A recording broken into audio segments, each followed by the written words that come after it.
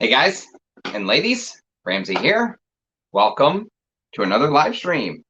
So today we've got an idea that actually Armando came up with, so I have to give him credit. Cheers, Armando. Great video idea. He said you should do a video that is going to highlight the fragrances that you want to back up, that are on your to back up list, the ones that you like enough that you own bottles of, but you just don't have backups yet. And I thought that was a fantastic idea.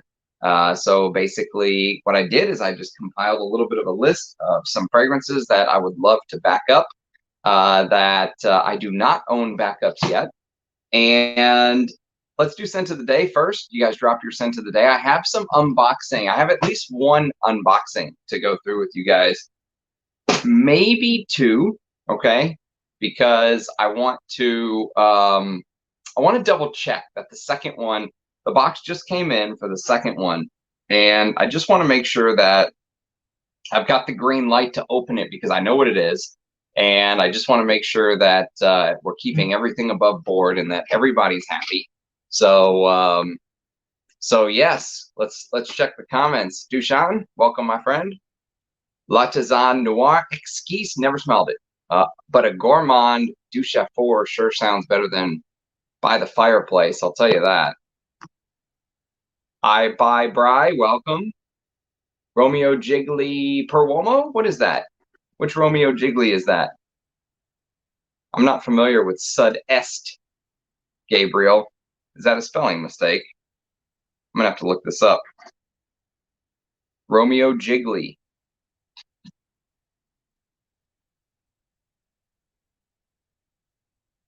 No, that's not a spelling mistake. Sud Est for men. Green spicy. Wow, it's in the same bottle as Romeo Jiggly per Uomo. What do you think about it, Gabriel?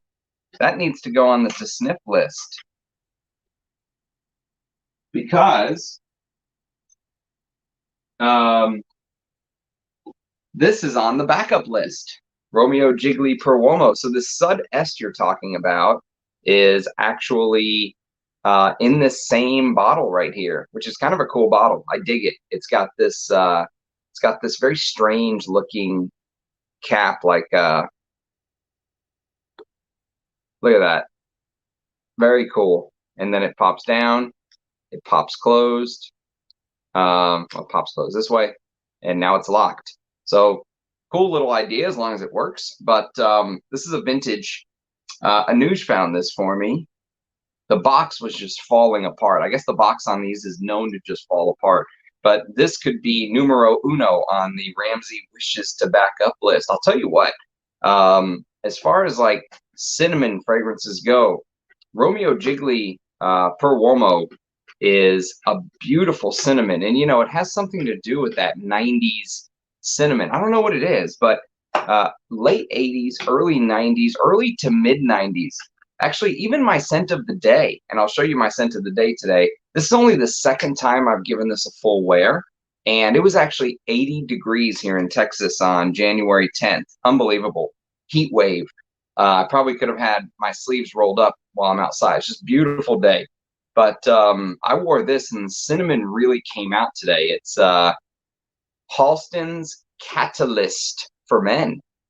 And this is the vintage Eau de Toilette. Halston Fragrances Inc. made this.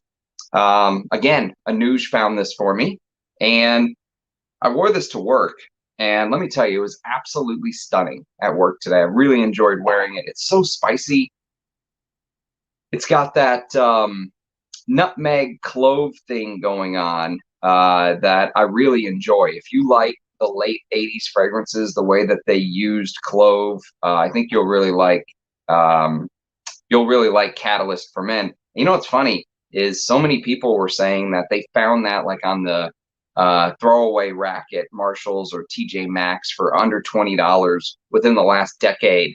What a steal that was, because now I'm seeing bottles online for, especially for the big boy bottle, the beaker bottle from your chemistry class, $200, $300. Stunning fragrance. So I love the I don't get very much galbanum They say there's green galbanum in here, maybe just a little bit, but I get a lot of spice, a lot of lavender and spice and sage and cinnamon, nutmeg, that kind of thing. I think it leans a little in the realm of maybe like Dunhill Edition from the mid 80s, something like that. That could be something that inspired this, but the cinnamon is so much better than Dunhill Edition. And there's some strange notes in here. This showed up on my tuberose video that I did the other day. This showed up on multiple videos because there's a million notes in here. And it's got a vodka note. So this could be on the boozy. You can pour this out and have a drink. It's a great fragrance. If you're into these kind of vintages, this could even go on the to backup list. And what you'll see though, whenever you look through my backup list that I'm going to talk about with you guys, you're going to see that most of these are vintages, because the vintages are the ones that are close to my heart. That's the one that, you know, I want to make sure I never run out of that juice. Many of these niche fragrances, I can live without. I can take it or leave it. There were a couple niche fragrances that as I was kind of pouring through the collection, I was like, man, I need a second bottle of that. Not just want, but need it. You know, it's like it's a need.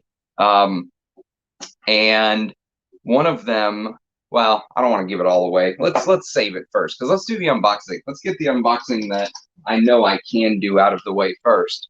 And if I get word, if I get word that it is okay and approved to do the second unboxing, I'll do it live on stream and make it my scent of the day tomorrow and talk about it as much as I can. But this is going to be a vintage unboxing. While I'm opening this, let me catch up on the comments. Thanks for pointing that out, though, Gabriel. That's I love learning about new scents like that, and I like the House of Romeo Jiggly. So, way to start the stream. I thought I was the only person who owned Sud Zest. That's good stuff, man. I love that. Sud Est. Autocorrect, gotcha.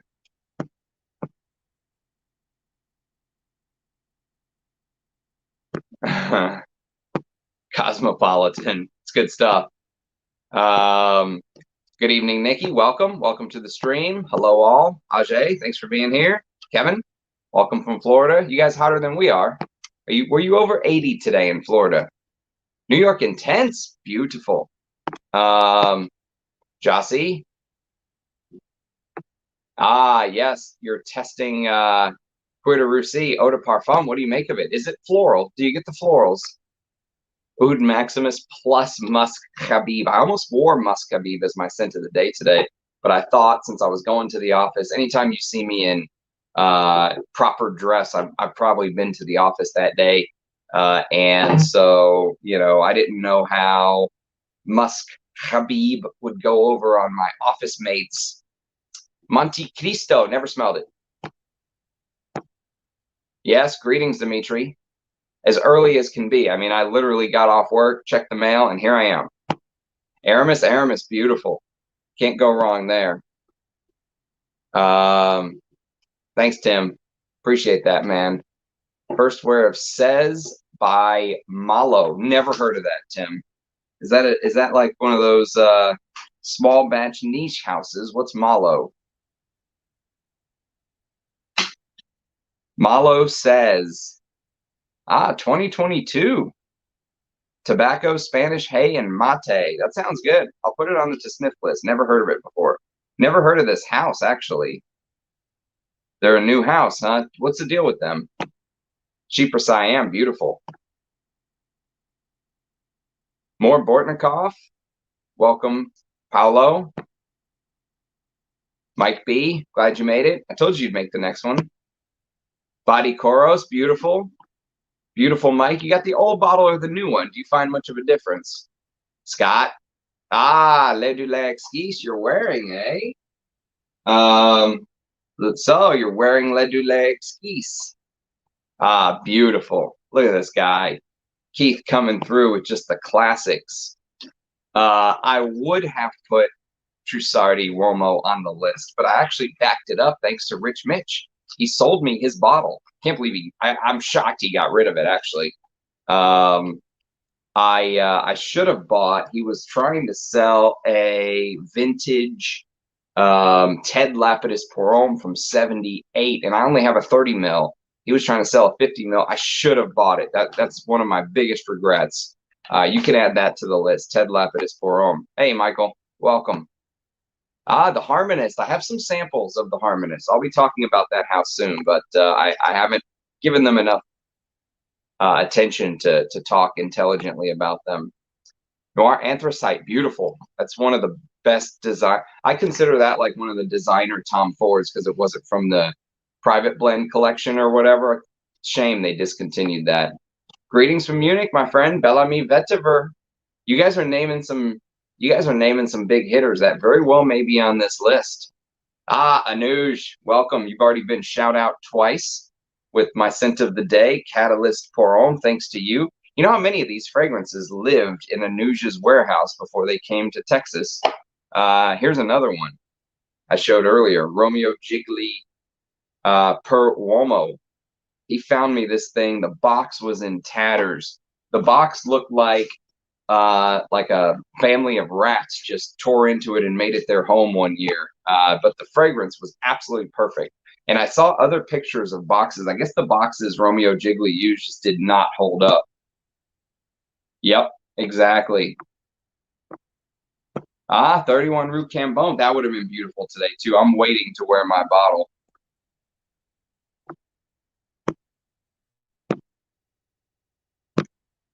All right. Yes, good evening, Rock. Glad you could make it. Seahawks are in the playoffs. You happy? As a Raider fan, I'm always disappointed. So I'll cheer for anyone other than Kermit. I don't like Kermit. I can't stand Patrick Mahomes. Actually, a flanker of the EDT at a lower concentration. What? Seriously? Different color juice, different bottle, and much more mint. Holy shite. That's crazy, Manly Sense. Thanks for sharing. I did a video on a Naomi Good Sir perfume that Bertrand Duchefort did, actually. What was it called? It was called Corpus Equus. I have a video of Corpus Equus on the channel, and I liked it, but there was just something about that smoked wood thing that just didn't sit naturally enough with me where I think I'd want to hunt down a bottle. But it's a Bertrand Duchefort. He doesn't do bad perfume, so you can't go wrong there.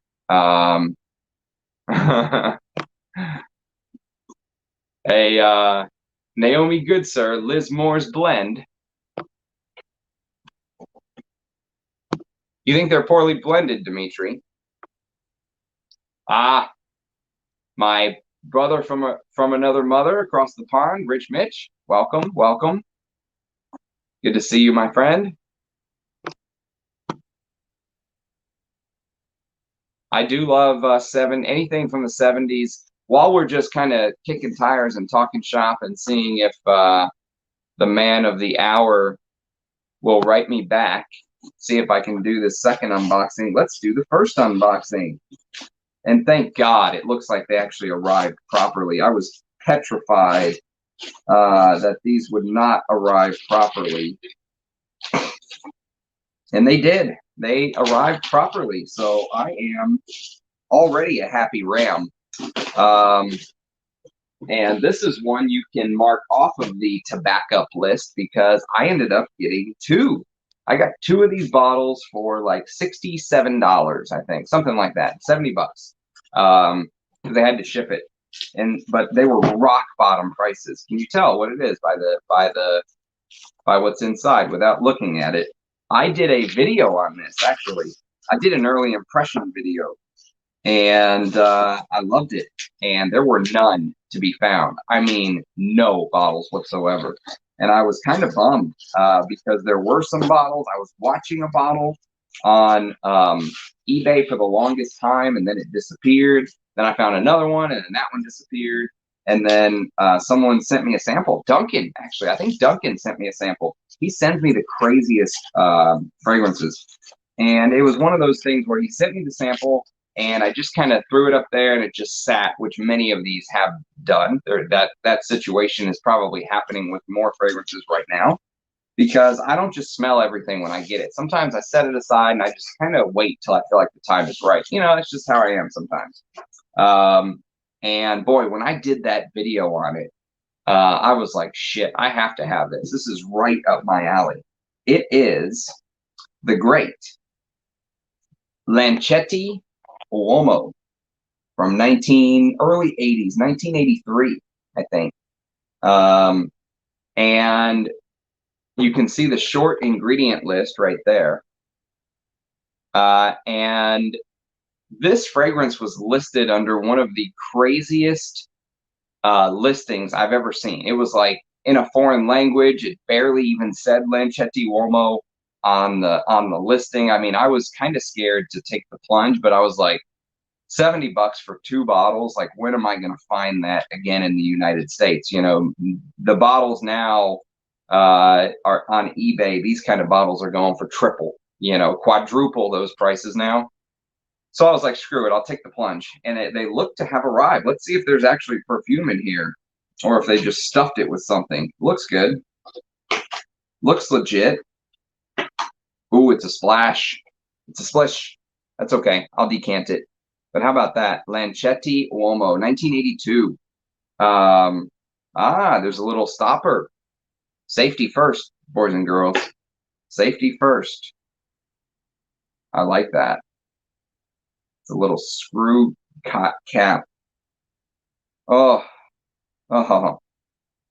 It's so early 80s. It's such everything that I love. I remember the animalic notes really standing out. I remember that smelling like there was like real ambergris and you know, smelling like there was real civet or castoreum. It was amazing. So I am stoked. This seems legit.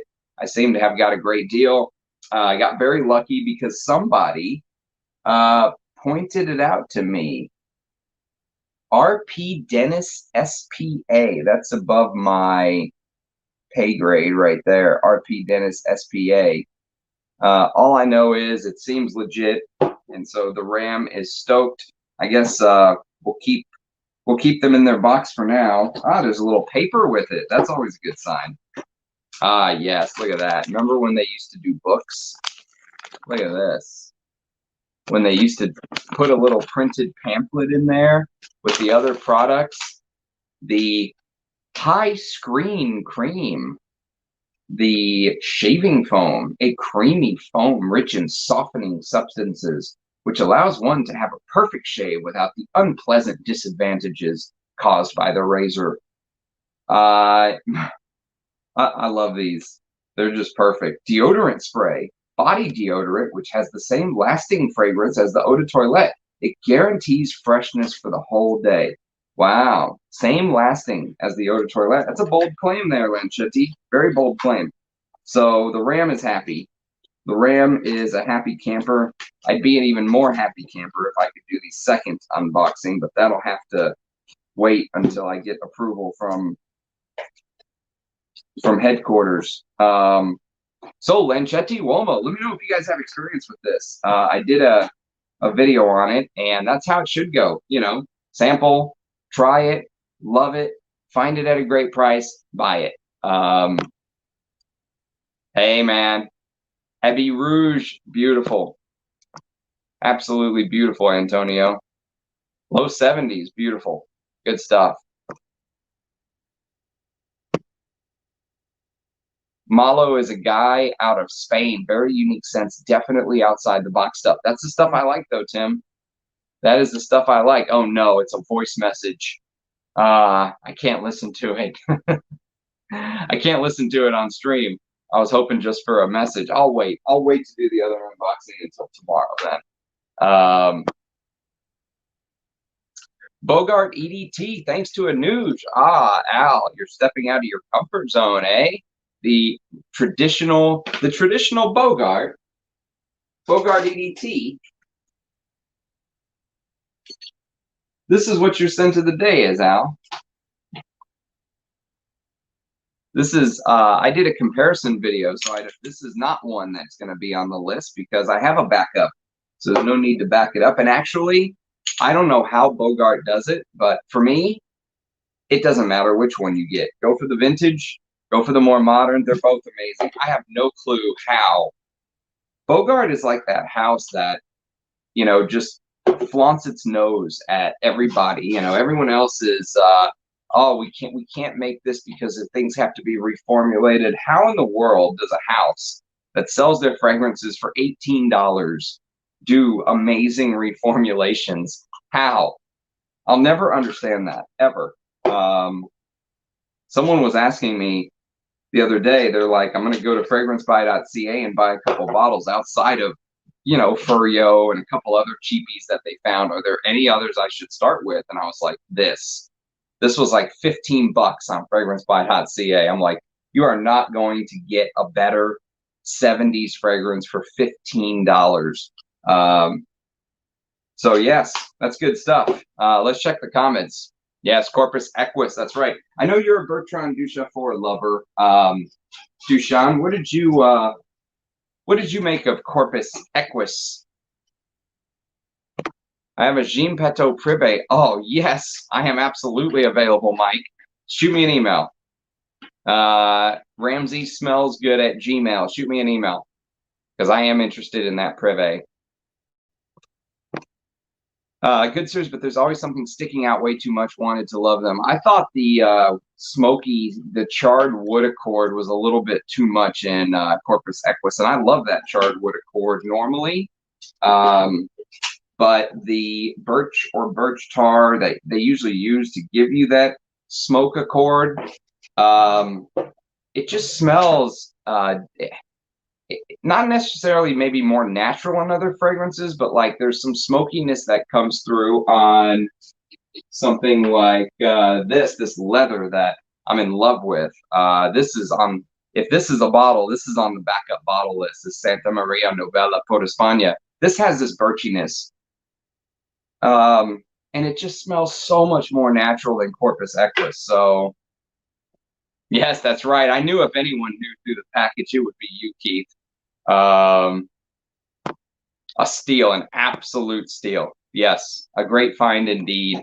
One that really improves the collection, as Rich Mitch says. And it looks like the boxes, looks like you stored these boxes, Keith. They're perfectly, the corners are even still sharp. So I'll probably ruin them in no time, but at least I know they were well taken care of.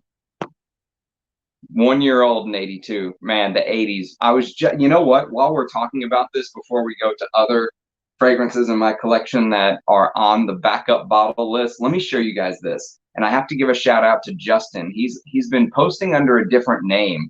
It's like Robin Graves or something ridiculous. And but it's actually Justin Height. And he sent me this free. So shout out to him. And I did what I'll do sometimes. I put it aside and forgot about it. And last night, you know, this is just how I am. I'll just get that itch, like it's time to explore that further. And I smelled it once, but I never really gave it the time that it deserves. But you guys are gonna laugh. Look at this. Well, now I've got to find it. Okay, here we go. So he sent me this. I think it was Justin Height. I think. And this is from 1985. This is Adidas Cologne. Okay, now you're going to laugh.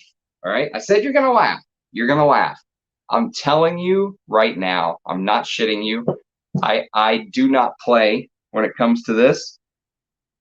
I am not joking. This is one of the most amazing spicy lavenders I have ever smelled. Ever. I was telling Rich Mitch yesterday, like, dude, this is mind-blowing. Like, I immediately texted him and I was like, what is this? Adidas, 1985, everything in the 80s, even the drugstore fragrances were just, you know, anytime anyone says, well, why do you like vintage?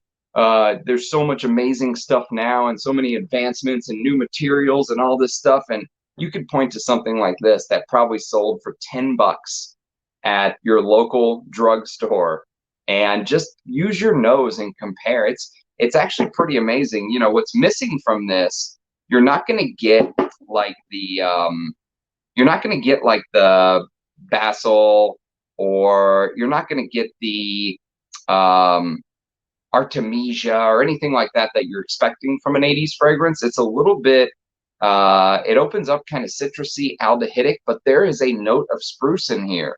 Remember I was saying spruce is a very underused note in masculine perfumery. So it's spruce and it's mossy. There's geranium and lavender, and it's just this beautiful spicy lavender. Stunning. I was shocked. I mean, shocked. I had to text Rich Mitch and be like, what? Am I the only one who is stunned by this? Because I do never hear anyone talk about it. I know Justin was taken back by it. But I think it's like only their very first release from 1985. And obviously this is discontinued. This particular one that he sent me, I have no clue. Like how to, oh, it says Jovan, Chicago, Illinois, 60611. I don't know if that means anything. But this stuff is an amazing lavender. You know, took my breath away. I was shocked at the quality of the ingredients. Everything seemed top notch. I guess just because that's not what we're used to. We're not used to smelling. I mean, there is an ambergris note in here. The cedar wood felt so real. The lavender was beautiful, like you're standing in a lavender field, and it's an Adidas fragrance. I mean, no one would believe you if you tried to hype an Adidas fragrance. They would probably laugh you out of the gym. But it is what it is, man. Just being honest. I'm so glad that both of you are here. Yes, Eugene, the man of the hour. He sent me a message that I cannot listen to, but because I have to leave the stream. Got my sample of Belle Homme yesterday. Really like it. Not sure if I would shell out. You know what? That's fair. I felt exactly the same way, and I know Eugene knows that. I ended up buying Belle Homme actually prompted me to buy 31 Rue Cambon.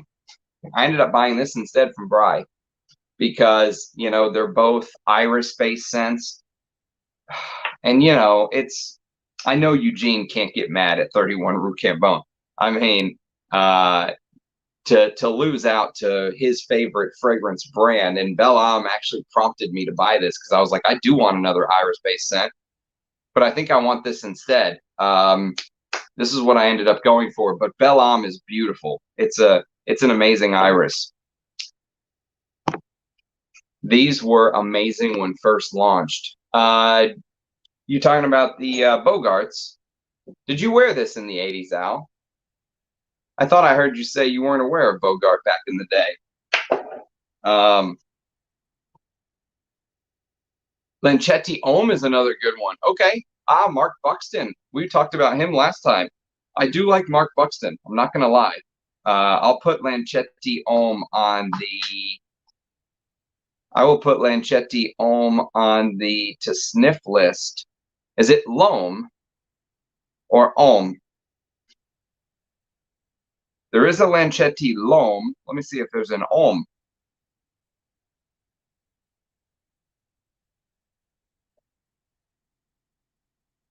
Yeah, I guess it must be L'Homme, eh? You know, I've got that Il de Lanchetti from 1991, and that is okay. It's not my favorite. I feel like it could be better, but I have to wear it more. I don't have a good grasp on it yet, but I'll put L'Homme on the to sniff list. All right, it's on the watch list, Bri. Your scent of the stream, Rachel. John, welcome. Brad Not Bot, welcome, my friend. Ho Hang, you're always rocking the good stuff, dude. L'Eau d'Ambre Extreme, beautiful. That is a beautiful amber. Isn't it underrated? You know, if Ambre Sultan is top tier, #1, undisputed champion, L'Eau d'Ambre Extreme is like just one step below, right? It's like in that very next tier of ambers, but very few people talk about it. Everyone talks about all these other ambers that I don't really care for. Ciel de Gomme and no, I'm sorry, Ciel de Gomme I do care for. What's the MFK everyone hypes? Grand Soir and stuff like that. Ciel de Gomme is good. You get sweetness out of that, Dushan. 4 things sprayed on my hands and arms: Memo Paris Flam, Memo Paris Madurai, Scent Strip Kyoto Spring, and Chanel Gabriel Extract. My gosh, Rachel, you're a Frankenstein today. What do you make of those memos? I don't think I've ever smelled one that I thought was worth anything. Noir Esquisse, never smelled that, Dushan. I know you've talked about it. Gourmands, that's it. R.P. Dennis made the first versions of Lancetti, Uomo, Arrogance. But there you go. That's amazing. So this is the first version, eh? Well, all right. Lovely. That makes me happy. You can't go without Gourmands. I almost got a bottle of vintage Adidas cologne not too long ago. Dude, I'm telling you. No, I'm telling you, if you trust the Ram's nose, do not be put off by the fact that it says Adidas on the front. You will be pleasantly surprised. It is an amazing fragrance. The bottle's in a little rough shape, but I mean, for free, what can I ask for? It's beautiful. Deserves to be talked about amongst fragrance connoisseurs. Scent of the Night, Awasa, Ideal Eau de Parfum, nice. Keelan told me about OGDs reminds him of Calvin OG from 81. Ooh. Maybe a little bit. I could see that. I gotta think about that. I gotta wear Calvin. It's been a long time. Calvin's actually on, I mean, you brought it up. So Calvin's on the damn list. It's on the backup list. I guess I kind of see what he means. I don't know. I have to wear it a little bit more to talk to that point. But that's a interesting shout out by Keelan.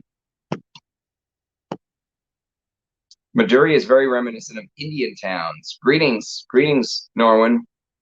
Welcome from Ontario. Yes, glad to see you here.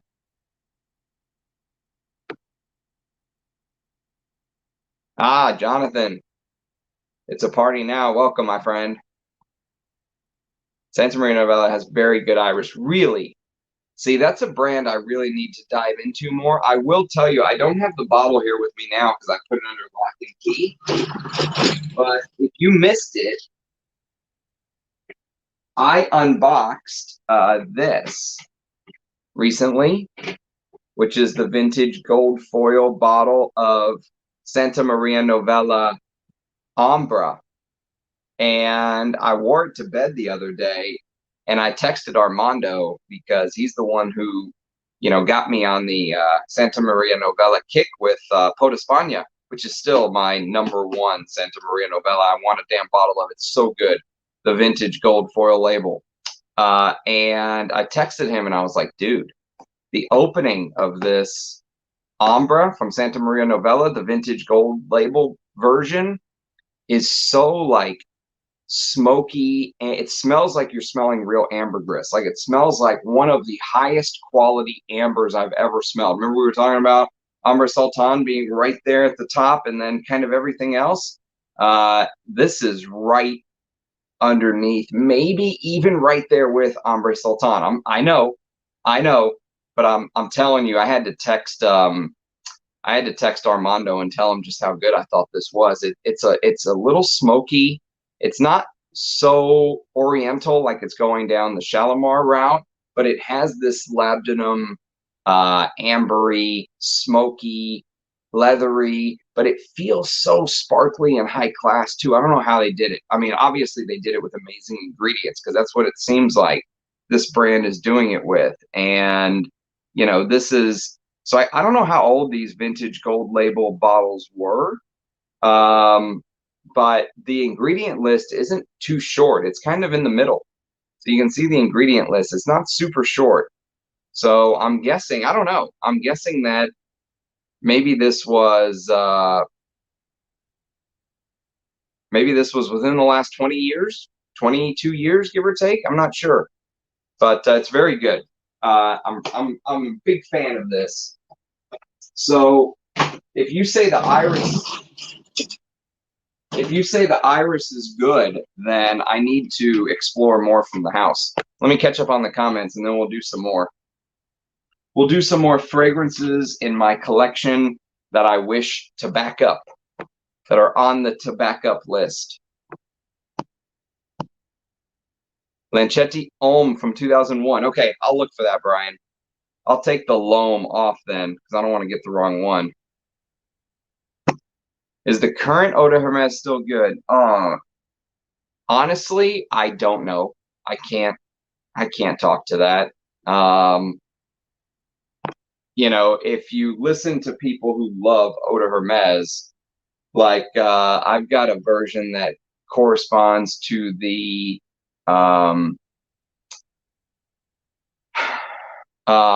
not the copper top, but the one before the copper top. There was like this charcoal looking top. I forgot what they call it, but I love Eau de Hermes. I think it's I think it's the best fragrance by Rudnitska, Edmund Rudnitska, the master. I think it's his absolute best from 1951.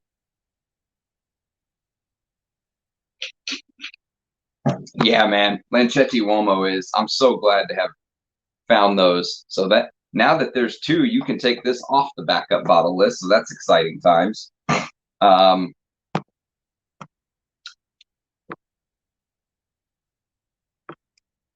Roja's Fetiche.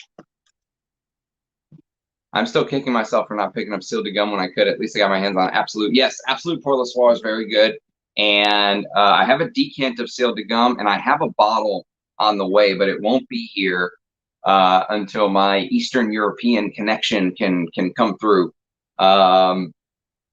She has secured some amazing things for me, and so I've got an amazing haul coming that probably will rival the long lost haul from Rich Mitch, the haul that basically took like a year to get here.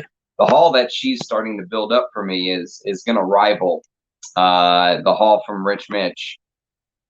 So shout out to Natalia. Diaghilev. Well, that brings up a perfect time because there's not very many niche that I would back up. But if there is one niche that I don't have a backup of that is top of the list, it's Diaghilev. But, you know, I really want to keep the bottle, one of the older ones that says Roja Parfum in gold on the side. I'm worried about reformulations with this house. I'm not going to lie. I don't think I would just go to Roja Parfums and just buy a new bottle. I don't think I would. I would think I would maybe try to find a collector or somebody who had a partial and, you know, something along those lines. I don't like the direction that some of these niche houses are going. And with Roja playing with stuff, especially trying to save some money by removing the gold Roja Parfums on the side. I mean, that kind of stuff is stuff that big corporations do to save money. I don't know if he's already sold a portion. He's just a figurehead. I don't know if he's getting his company ready to be sold. I don't know if it's just a cost-saving thing and the juice is the same. I have no clue. All I know is when I start putting those pieces of the puzzle together, it starts to worry me. So, and this is all of the Diaghilev juice I have. I'd love to smell the Eau de Parfum before they did the Pure Parfum, but I love this so much that honestly I don't care. Eau de Parfum, it doesn't matter to me. It's one of my favorite chypres to wear of all time. So that deserves to be backed up. So let's catch up on the comments. While I'm doing that, I'm just going to tell you I did a video previously on fragrances that are so good that I backed them up. I already did that video, but maybe I'll update that one day. But just to give you an idea of some of the fragrances that I have already backed up. So I've got multiple bottles of Bel Ami. I've got 4 bottles of Bel Ami now. I've got multiple bottles of Antaeus, multiple bottles of Koros, multiple bottles of Puerto Russi, multiple bottles of Givenchy Gentleman. I have 3 Hugo Boss No. 1s, 2 Heritage, 2 Opiums, 3 Shalimars, 2 Balenciaga Pour Hommes, 3 Polo Greens, 3 YSL Jazz, 2 Abbey Rouge, 5 Furios, 2 Le Lions, 2 Creed Venezias, 2 Lagerfelds, 3 Zenos, 2 Trussardi Uomos, 2 Safari for Men's, 2 Aramis, 2 Ombre Sultans. So you can see the big ones that I really love. I've done that video already, fragrances that I've backed up. And I have a backup of Jules coming from Natalia one day, once it'll get here, hopefully in the next couple months. And one that I'm going to include it on this list, but it's not really fair to, because I just got an original backup that's even older than this bottle. I got the very first version run with the sun on the silver box. And thank you to Armando for pointing that out to me. I got it for like 30 bucks. He pointed out another one today, which I didn't grab the bottle, but I'll tell you about when we're done. So he's been instrumental in me finding some of these little gems. But this is Oscar de la Renta Pour Louis. This would totally be on the list. So basically, it went the original. It was produced by original distributor Oscar. And then it went to Parfum Stern. And then it went to Sanofi Beauty, which is the one that I have, which is still a vintage. It's still older than the current run of what Oscar de la Renta Pour Louis was being produced by, which is, who's making the current one? Oscar de la Renta Pour Louis. I don't know who did the current one, to be honest. But if you can get the Sanofi Beauty or earlier, that's probably what I would recommend. But this would have been on the list to back up, but I very luckily got the very first edition that's even older than this one. So that's on the way. So I cannot complain about that one bit. This is beautiful. It came out in 1980. It's spicy, it's woody, and you know what's interesting is even though this has all of the notes that I love from the 80s scents, it's got the leather and the oak moss and the herbs and the sage, and this also has lavender. We talked about the lavender and Adidas and Calvin by Calvin Klein, and old school carnation and all this stuff. It doesn't have like the real funk of Koros or Antaeus, or, you know, those kind of scents. It's missing that heavy animalic. There is a little bit. It's a little bit, but this is already in 1980. It's kind of, you know, it's like the first waves of, you know, the first bits of little cool air hitting your face on the changeover from summer to fall. You know the change is coming. This is like foreshadowing future cleaner fragrances in the 80s, which people like Pierre Bourdon, who was so instrumental in Koros, would play a big part in when they did stuff like Green Irish Tweed and Cool Water and stuff like that. And, you know, New West by Aramis came out, and you know, it was basically the fresh wave was on. But even in 1980, this is like, to me, it feels like it's foreshadowing those fragrances to come, because this is such a classy, this would be a fantastic office scent, because it's got that 80s vibe that we know and love. It's that spicy, woody, you know, it just feels like an 80s fragrance, but it doesn't have the challenging funk of the 80s fragrances that people like me absolutely love.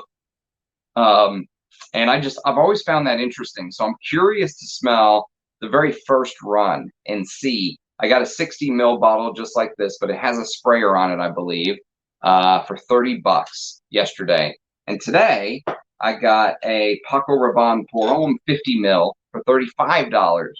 I did have to pay $5 in shipping, but that was one of the earlier runs with the raised R. So I found some gems. Found some gems thanks to Armando as of late. So shout out to Armando for fortifying the scent collection on Channel Ram. So even though I only have one bottle of this right now, another is on the way. So this can be removed from the list. So tell me, while I'm pulling up some of the others here, what are some of the bottles in your collection that you have on the tobacco list? I'd love to know what you're going for. I'm usually disappointed by Memo. The materials are not worth the price. I am liking the Jasmine one today. Okay, yeah, I agree. They are so, I think they're so overhyped. I think they're one of the most overhyped houses, actually. Give me 1 second. I'm gonna make myself a little more comfortable here. I got some new shoes, and you know when you get the new shoes, it takes a little bit to break them in. Actually, very English. They're very English looking to me. What are these? These are they're Meslons. And look at this. Tell me that doesn't look just English to you. Look at the fabric on the top. I just thought they were cool as hell, and I got them for a great deal. So, but the first time you wear a shoe, you know how it just digs into the back of your heel? Okay. All right, my feet are free. Let's continue. Yes, Diaghilev. Diaghilev needs to be on the list, man. I just need 5,000 backup bottles of the Moon. You know, that stuff is so strong, you probably only need one, honestly. Like, and to be fair, when you've got a collection our size, probably one backup is enough. Like, I have 4 Koros. I've got 5 bottles of Antaeus. To be fair, those are some of my favorite fragrances of all time. I have 4 of Bel Ami. That's probably overkill. But some of those fragrances are just like, I never want to be without them. You know what I mean? I've got 2 of Balenciaga Pour Homme. I've got 2 of Amen by Thierry Mugler. So, yeah, it's amazing, isn't it? I've got 2 Mitsukos. So, yeah, it's just kind of one of those things. I think just one backup bottle is probably fair. Hey, Lynn, welcome. You got me looking for a Pot d'Espagne. Dude, if you find one, I'll swim to England and get it from you. If you find a vintage gold label Pot d'Espagne, hold it for me. Hold it for me. I'm swimming. I'm going to swim not just across the English Channel. I'm going to cross the Atlantic. Good evening, Magnum. Welcome. Chypre du Nord versus Diaghilev. For me, I just prefer to wear Diaghilev. I think Chypre du Nord's a great fragrance, but you know, the one thing that really sets Chypre du Nord out or apart from its counterparts is that real musk. The real musk in Chypre du Nord will remind you a little bit of Musk Habib. But I mean, I love Diaghilev is probably one of my favorite Chypres to wear, just like personally. That's why I feel like I need a backup, even though I probably don't. I don't think I need a backup of anything, but it's on the list. I would prefer to find an older bottle, and I'd prefer to find a partial because I also don't need to pay $1,000 for a bottle. That is one I'm glad to have 100 mils of. And I've probably only worn it a couple times, so I bet you I got 98 or 99 mils left. But I love private label. I think it's one of my favorites, Cecile Zarokian's, Epic Woman being the other one. Mas Latessa, the most luxurious shimmering iris I've ever smelled. I put it over vintage Iris Poudre and even Iris Sandra. Interesting. I have a sample of Latessa, so I'll do a video on it one day, Pranav. I know people just sing their praises just from the rooftops, talk about Latessa, the best iris of all time, and the fact that it's been so hyped worries me, because usually when fragrances are that hype, they're a letdown for me, you know? Man, if you guys find a vintage gold foil label bottle of Pot d'Espagne, you could probably hold me hostage with it. Seriously. Ah, Lagerfeld Cologne, beautiful. Arbaz, welcome. That's what I hear, Daniel. Yeah, thanks for being here. Tiffany from N. Fabiano, beautiful. The Lost Hall of 22. That's right. The great Lost Hall of 2022 is one the historians will discuss thousands of years from now. Chypre du Nord is more animalic. I think the musks add some of that to it. That's probably where you're getting some of those animalic notes, is my guess, because I think Bortnikov said he uses his real deer musk tincture in there. So, you know, and to be fair, that is such a special experience, like to smell real deer musk. So few people nowadays, you know, people that smell all these musks, and you could spend thousands of dollars on bottles from Macy's or something. You'll never smell the real deer musk that Russian Adam and Bortnikov and, you know, Ensar Oud use. So just smelling it is like a totally different olfactory experience. It's a blessing for sure. I've never smelled Russian tea. Do you think a 10 ml discovery atomizer of Russian tea is worth $50? There's one on eBay tempting me, but I've never smelled it. Ah, Rachel, that's two people I really trust. Yes, thank you, Jonathan. I'm with you. I think New Roja, New Creed, New MFK, any of these new niche brands, they scare me, you know, like with the stuff they're putting out, they worry me. You just never know what you're gonna get. So Russian toothpaste. You know, I have to show you guys this, just since we're talking about tea. Let me just show you this. I know it's off topic, but I am in absolute love, in awe of the scent. I've worn it to bed. Oh my God. I've worn it to bed multiple times since I've gotten it, and it is so beautiful. It like catapulted to one of my favorite tea scents. 5 o'clock au gingembre. My God, this is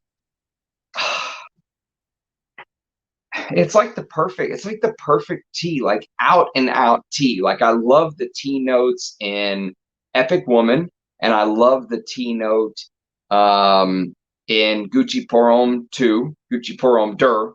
But 5 o'clock au gingembre's tea it's almost like hauntingly beautiful. Like you're smelling I sent Rich Mitch an article you guys might get a laugh out of. You may be able to find it if you just Google search it. But there was an article I stumbled across because I like weird stuff like this. And they were saying that there was actually a battle in World War II between the English and the Nazis. The Germans, please don't find me for this stream. I know one time when Rich Mitch and I were discussing something on one of the streams, one of us said something about World War II, and they actually demonetized the stream because of just for saying someone's name. It's ridiculous. But England and the Germans were at war in World War II. That's a fact. Don't find me, YouTube. And the English actually stopped a battle. They stopped a battle to make tea, to have tea time.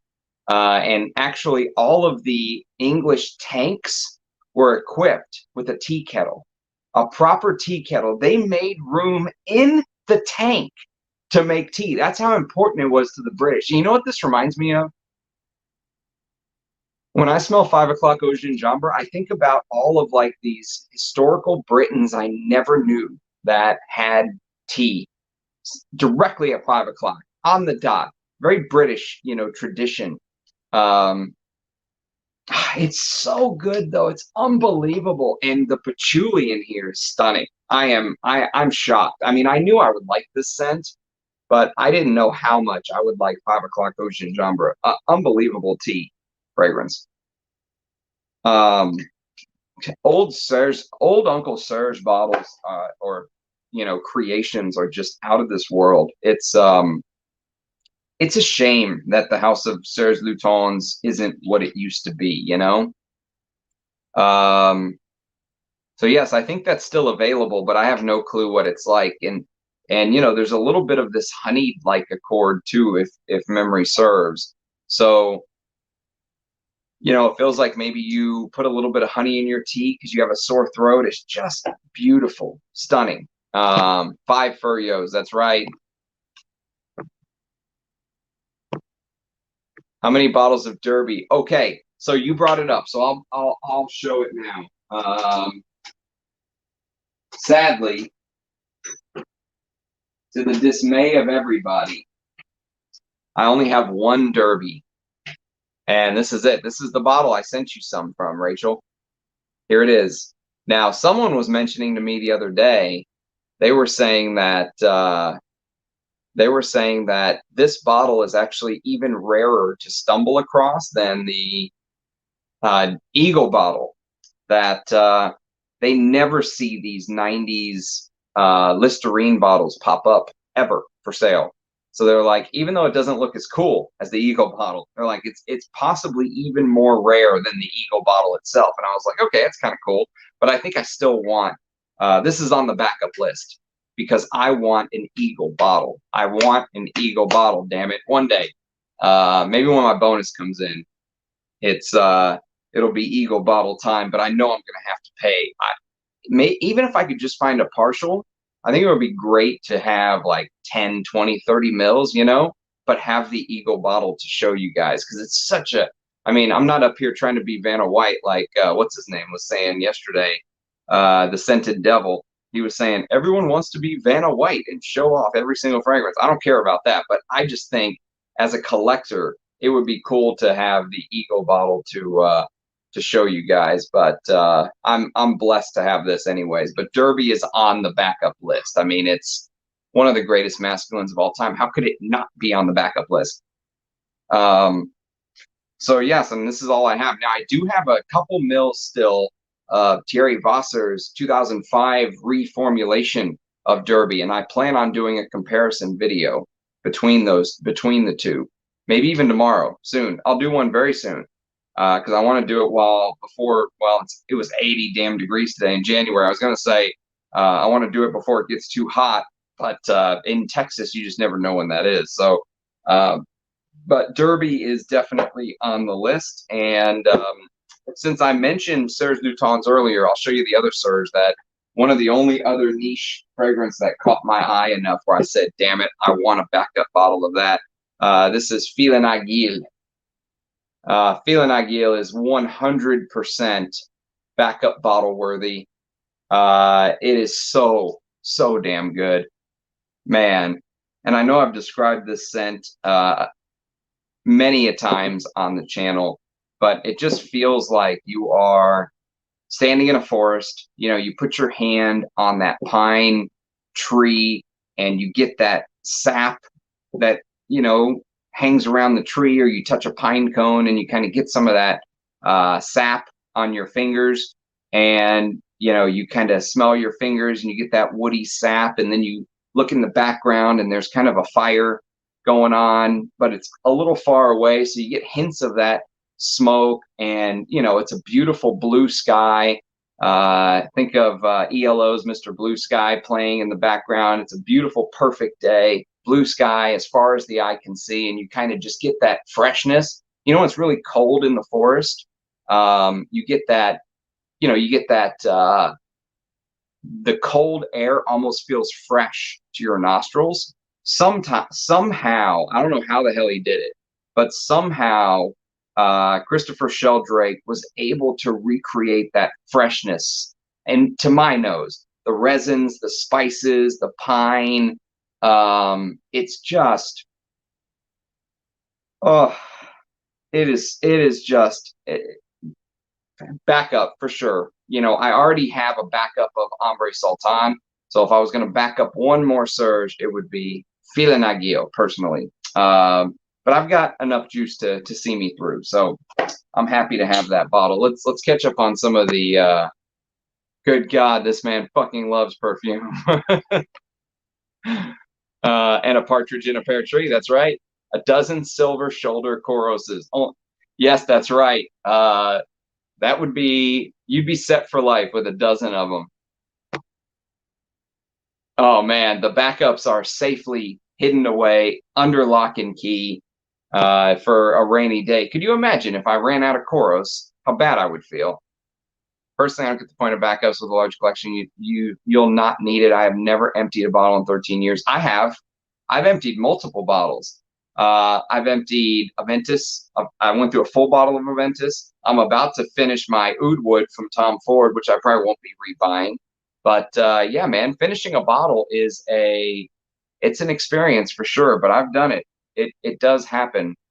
Not all the time, but you know, I'm also pretty young. I'm still in my 30s. So I plan on using, my goal is to use every single drop of this collection before I'm dead. And if I start getting into 70, 80, and I still got a huge collection, I'm going to spray away. I'm spraying. I'm doing 100 sprays a day.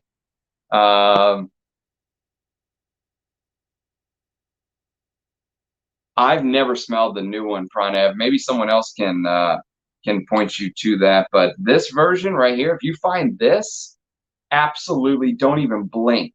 Don't even blink. The patchouli is just stunning. I'm stunned by 5 o'clock Eau Gingembre. It may be the most perfect out and out tea scent. Just out and out. That's it. That's a great point, Keith. Like, I'll show you one of the ones that I really want a backup of that I only have a. You might look at this and say, well, this is Estee Lauder Azzaro Pure Fragrance Spray. It's a 2 fluid ounce. So what's that? 60 mils. So this is a 60 ml bottle. So I probably got about 40 mils left, right? I am terrified to wear this. Like, I want to wear it, but I don't, because once it's gone, it's probably gone. I won't be able to get another bottle. Oh my God. It's probably one of my favorite leather chypres. I mean, I smell that a lot of this came out in 1969, I believe.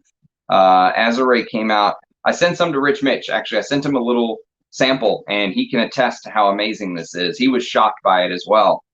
Leathery chypre. You know what I smell this in? Diaghilev. I smell the ghost of Azzaro in Diaghilev. That leathery, mossy. I mean, oh, I can't believe this is a women's fragrance still to this day. Like, if this and another fragrance that's on my backup list that that I tried to buy a backup of and failed is Bandit. These are two of the most butch, masculine, vintage, feminine fragrances I've ever smelled. So I actually tried to buy a backup of Bandit, and I bought this. I bought Bandit Femme de Ribert Piguer, and I didn't think anything of it because, hell, I mean, you know, this is a femme targeted fragrance, so I just figured different packaging, whatever. This is a totally different fragrance. And someone, after I mentioned that on a stream the other day, someone said they actually realized that there is actually a Bandit Homme by Ribert Piguer. And I was like, really? I wouldn't mind trying that, but I was very disappointed in this. This is completely different than this. So Bandit is back on my backup list. I tried to get a backup and I failed. And so I tried to get a backup and I failed. So I'll probably actually sell this because I am not, and I don't sell my fragrances, but it's not what I expect. It's a totally different fragrance altogether. So I'll probably sell it and try to use the money to find a real backup of Bandit, a proper vintage backup. I would love to try the Extrait. They had like a Pure Parfum, I think, of Bandit back in the day. And so Bandit and Aramis, or I'm sorry, Bandit and Azzaro are two fragrances that I'm kind of scared to wear because I only have I only have about 40 mils of this 50 mil left, and I only have about 40 mils here. So that's it. I mean, that's a great point, Keith. It really, it's important to have one backup of your favorite scents. To me, I mean, if you're someone who goes, well, screw it, if I run out of, you know, Derby and Derby's my favorite scent, I'll just wear something else. And there are people that are like that, but you know, for me, some of my top all-time favorite fragrances, I never want to be without. I just want to make sure I have enough to see me through. And once I'm dead, doesn't matter. You know what I mean? But when you're in your 30s, you're thinking you got a ways to go. No one knows, you know, when we're going to leave this earth. Tomorrow is never promised, but for some of your favorites, I think it's good to back it up. How is Haris working? I have a friend in Nino selling it. I'm thinking about blind buying. Rich Mitch loves the vintage Haris in the purple bottle. I've got the more modern Haris, and I think it's amazing as well. So I think it's one of the best. You can just go buy a bottle, and you're going to get an amazing iris. I haven't smelled that Latessa everyone's going crazy about. I have it, but I'll do a video on it soon. You need Van Gogh's mindset. What was his mindset, Dushan? I remember seeing a Van Gogh exhibit when I was a little kid. And is it Van Gogh you're talking about? And I remember being just enchanted by his paintings. You know, there was one in particular that stuck with me. And I was really young, like 6 or 7 when we went to go see his exhibit. And there was a painting he did from an insane asylum, because he actually went crazy and they stuck him in the nut house for a couple times in his life. He was in and out of the crazy asylum, and he was watching workers use their scythes and cut down the wheat, right? So he drew this painting of the wheat being chopped down and the sun shining, and you know, everyone seemed to be in a jovial mood, and the person narrating it was like, this is Van Gogh basically showing that the wheat is being harvested, the wheat is being killed, if you will, but it's a happy death. It's not a sad death. The sun is shining, you know, everyone's happy that the wheat is being harvested. And he was drawing that from his room in an insane asylum, looking down at that little scene playing out in front of him. And I was just like, as a little kid, you know, I was just looking at that in awe of just the brilliance of it, but also the darker side, like from his mental state, like thinking, what, you know, how does a man that smart get into a state like that? Well, as you get older, you definitely realize that there is a little bit of a connection between genius, brilliance, and insanity. And Van Gogh had that. He walked that line for sure. Yes, backups are freeing. I never want to run out of EO3. Albanian Van Gogh, EO Private Blend, Royale, and Millésime Imperial. I still have to smell that EO3 you're talking about, Jad. I want to smell EO1 and EO3. Yep, Haris is gorgeous indeed. I love the version. I love that the bottle kind of cool iris, very cooling. Yeah, it's a beautiful iris Soliflor. It's got some other things, but anyone has the bottle of Green Irish Tweed from '85?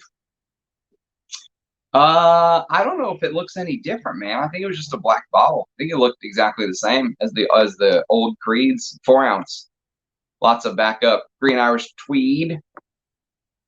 So many backups. I should have bought that Ted Lapidus pour Homme from you, man. I feel like I made a mistake there. But you do have some. You've got enough Balenciaga pour Homme to see you through for 1,000 years. Yes, got that idea. I do have backups of very special things, but I'd rather spend my money on the frags I don't already got. I totally get that completely. And you know, that's the thing is, I think there's 2 ways you can kind of attack creating a collection. One is you can go buy, you can go scattershot and just buy like one of everything. And then it's there. If you want to wear it, you wear it, and then you go wear something else, and that's that. Or you can kind of figure out what are your favorite 50 fragrances and buy like 2 backups of each. So, you know, you focus on the ones you really love. Only the ones you truly love turn into bottles. and the rest, you know, you just kind of leave alone or you're happy sampling. I like having the ability to just grab something, you know, that I haven't worn in 5 years or something, and it's there for me to smell. It's not my favorite to wear, but it's there. It has its purpose for the channel, that kind of thing. But I totally understand both sides. Trying to get as many of, you know, that you can, if you buy smaller bottles, you can afford to get more, that kind of thing. Or just really kind of understanding your taste and then backing those fragrances up. Because the thing about the fragrance world is that things definitely change. I mean, think about, they were talking about yesterday on the Scented Devil stream on Instagram. He was talking about how every single flanker of YSL L'Homme seems to only last like 1 year, and then they nix it, no matter how good it did. Even like that Blue Electrique that got hyped years ago, you know, discontinued. And so if you find something you really like, don't expect in the fragrance community, in the fragrance world, that they will keep it around. Houses are brutal. They don't give a shit. It's all about money. So if you find something you like, buy a second bottle. That is Persolase's advice. English hooves. Man, I'm at the shoes only. I got to catch up on the comments. Neck up for backup. Yes, aren't they British? Don't they look British? Because of that that fabric on top. They are so British looking to me. Breaking in shoes is one of life's major problems. Good cobbler, they can fix that. Yes, that's right. Nothing wrong with having backups, nothing wrong with not having backups. Yeah, that's it. And however you build your collection, but it is something to think about. And I do think that, you know, I do think that every person can kind of go about building their own collection differently. So some people kind of go crazy with backups and they realize they kind of went crazy and they rein it in. Some people just kind of scattershot things and say, once it's gone, and I don't care, I'll just wear something else. And that's complete. And there is some truth to that. When you have a large collection, you're exactly right. I mean, if I can't wear Azzaro anymore, maybe I'll just wear Bandit. But you know, once it's gone, it's truly gone, and you're not going to be able to get it again. Are you going to be sad? Are you going to be, is it something that you're going to wish you could smell again 20 or 30 years down the road? So if the backup is cheap now, I don't have a problem, but I think one backup is good. I don't think you need 100, personally. Just 2 Balenciaga, 4 Hommes. That's right, Rich. Sell off your other 20. OG Musk Ravageur, yep, or reformulation. That's the other topic with backups is reformulation. You might think, oh, this fragrance will be around forever. I don't have to buy a backup now. I'll just buy it again if I run out. Well, what if the bottle that you buy today is different than the bottle that the brand is putting out in a year or two? You know, what if you buy the bottle with the exact same name that you purchased a couple years ago, but the juice inside is different because the little accountants at the firm, the bean counters, are in there going, you know, if we shave a little bit of this material and reformulate it with that, we can actually make an extra 2 or 3% off of every bottle sold. That's what they're doing. And so reformulation as an issue, it may not be a bad idea to back up something that you really love. Backup list: Mitsuko and Happy Rouge Vetiver at number 1 because I have an ominous feeling about all the good ones being reformulated. Yes, I think you're right. At Guerlain, absolutely, 100%. I worry about that as well.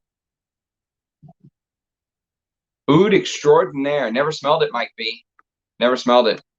Xerjoff Golden Dala, never smelled that either. Cuban Grove, welcome, man. Welcome to the channel. Ah, Daniel likes Majnoon. Asman is a nice house. Okay, I've never heard of them, Rachel. Check that out. Pomegranates and oud combo. Interesting. That is an interesting combo. 2 backups high on my list: Lancetti Uomo and Nino Cerutti for Homme. Yes, that's a great shout. I actually got a book.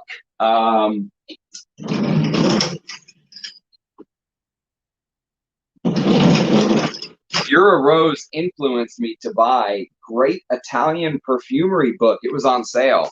And one of the very first ones that they talk about from the 1970s, one of the very first ones is Nino Cerutti Pour Homme. And it is amazing, I will admit. Let's see if I can find a quick line. Obviously, it's no longer in production. Well-balanced classical structure enriched with splendid natural notes. An open, relaxed feel that was quite irresistible. A fleeting sparkling of citrus fruits gives way to a bouquet of aromatic herbs, reminiscent of a summer stroll along the Italian Riviera. Basil, tarragon, artemisia, mint, and thyme make up a traditional accord in male perfumery, still holding its own brilliantly today. The aromatic bouquet is flanked by a floral heart of carnation and jasmine, whose greenest aspects are underlined by the aromatic herbs. A dusting of aldehydic brightness adds freshness to the whole landscape.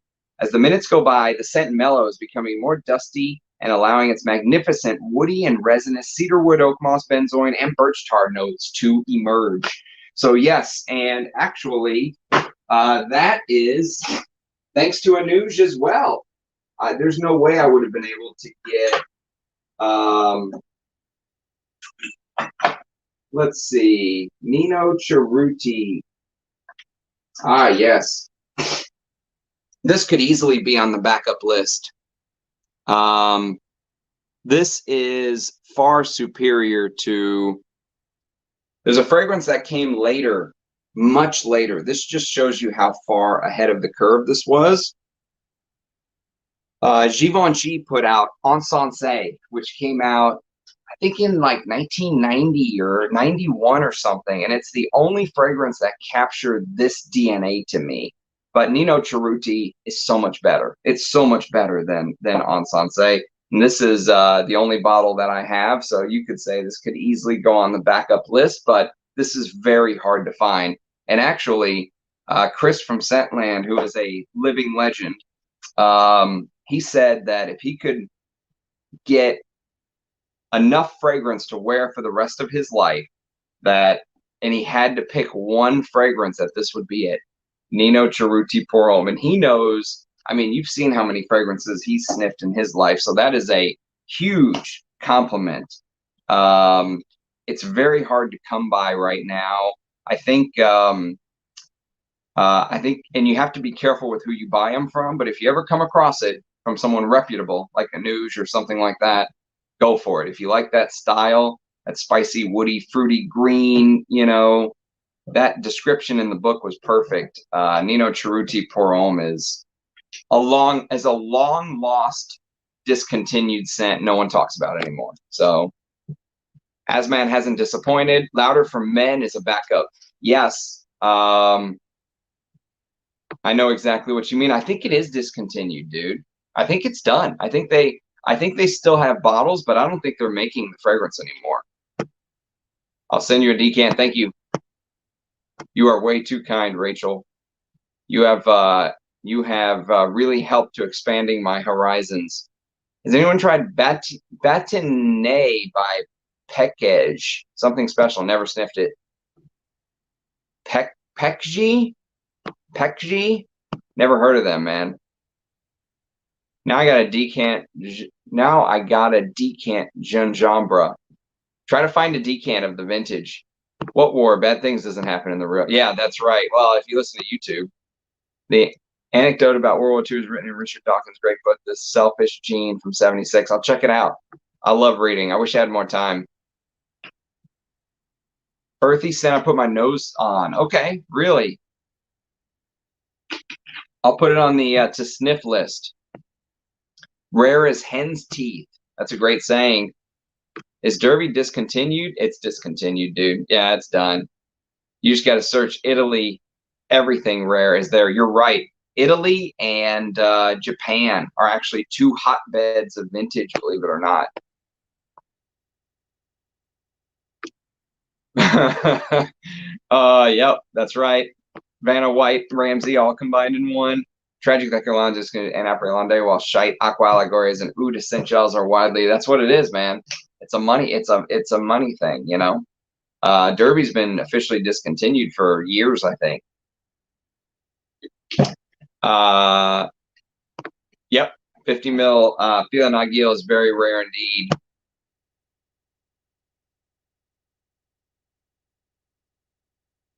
Yeah, I know what you mean. You like the shoe analogy, eh? Can't believe TK Maxx discounted those old Serge Luton. I know, crazy.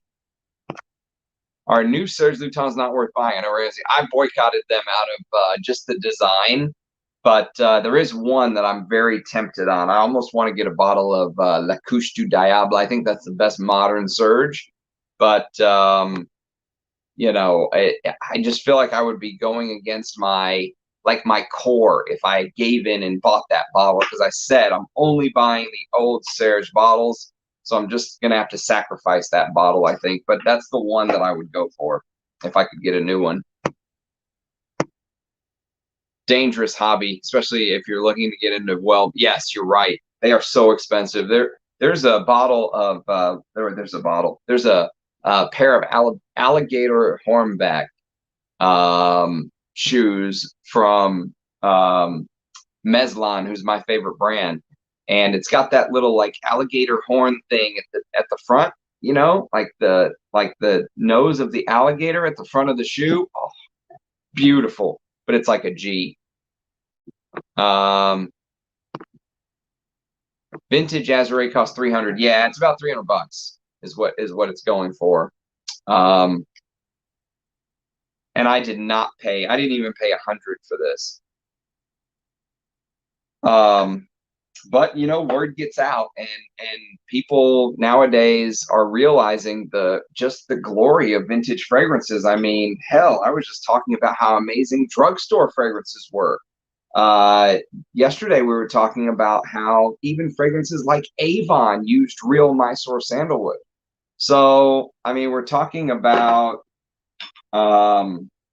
it's like two different worlds, the world we live in vintage.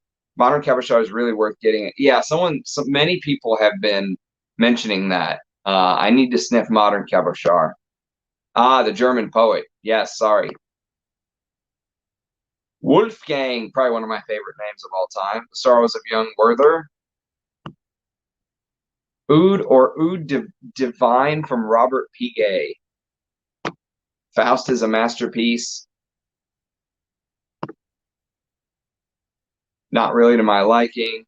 Always resemble the scream every time I think of how much. Well, the good news is you could probably sell your collection and recoup that if you really wanted to.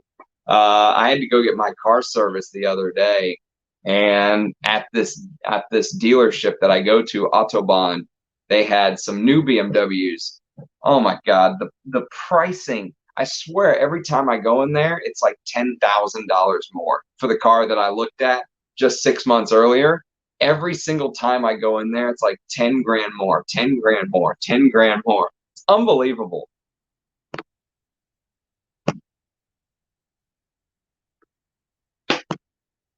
Only backups I personally have are a vintage #1 by Hugo Boss. I have backups of that as well. Furio by Jacques Bogart. You have a Diaghilev backup. Bravo, my friend. Bravo. That's right. I want to wear every last drop. This is my collection, damn it. I won't be able to, but yeah, no chance. Yeah. Somebody sent me a message the other day, and they were like, I calculated your fragrance bottle collection, and it would take you 488 years to wear every single fragrance. I was like, well, I just got to live to 488. I mean, that's no problem, right? Ah, you have 4. Beautiful. Hey, 30, 50, doesn't matter. This is straight into Ram Duck territory. This is close to the heart of Ram Duck's capital. You know, where we have our 12 legions guarding our capital city, Rich. Lancetti Uomo is deep in the heart of Ram Duck territory, I'll tell you that. They do. Yeah, I'm a big fan of Italian perfumery. When it's done right, they just have that sparkle. You know, they have a little bit of that, hey, oh, oh. The Great British Perfume. Oh, that's good stuff, Mike. Your best one today. If I wasn't so far behind on the comments, I would leave that up. The book that JJC has recently turned me into, Scent and Subversion, from the founder of Eris Parfums. Okay, I appreciate a good perfume book. About 600, give or take. Probably about 600. But some of those are backups, you know. Some of them, like I said, I've got 4 Coros, 5 Antea, so you know, it's not 600 different fragrances, but and 2 of those pages are covers. That's right. And one of them is Roger Bird, right? He deserves his own page. Julio, welcome, my friend. Hope you're doing well up on the East Coast. No love for Grossmith. I know of them, but I don't think I've ever smelled any Grossmiths. Yeah, yes, I know what you mean. They can actually trace their heritage back. I think Roja, interestingly, worked with the Grossmiths to get their brand like off the ground, if memory serves. Dolce & Gabbana oh, dude, that's easily on the backup list. Easily. Dolce & Gabbana Pour Homme in the fuzzy little box. The made in Italy version, easily. Probably my favorite fresh tobacco. Like, if you wanted to wear a tobacco in the summer, this is it, dude. This is the summer tobacco, the one with the shitty little label. It's, speaking of so Italian, dude, this is so Italian. That this is 90s mob guy, you know, with the dark shades. Cosa Nostra. It's so good in the heat, though. For me, the hotter, the better it is to wear this. I know some people wear this in the cold. I wear this in the heat, personally. There's just something about the way that the citruses blend. Yes, get the made in Italy version. I know what you mean. You could do what I do and get the go to my buddy's Miasto Kelso page. I actually posted about him. He sells these beautiful little 10 ml decants. And this is how I explored Less Than Demo Dabla, because I didn't want to blind buy 50 mils, and I wanted more juice than the sample set.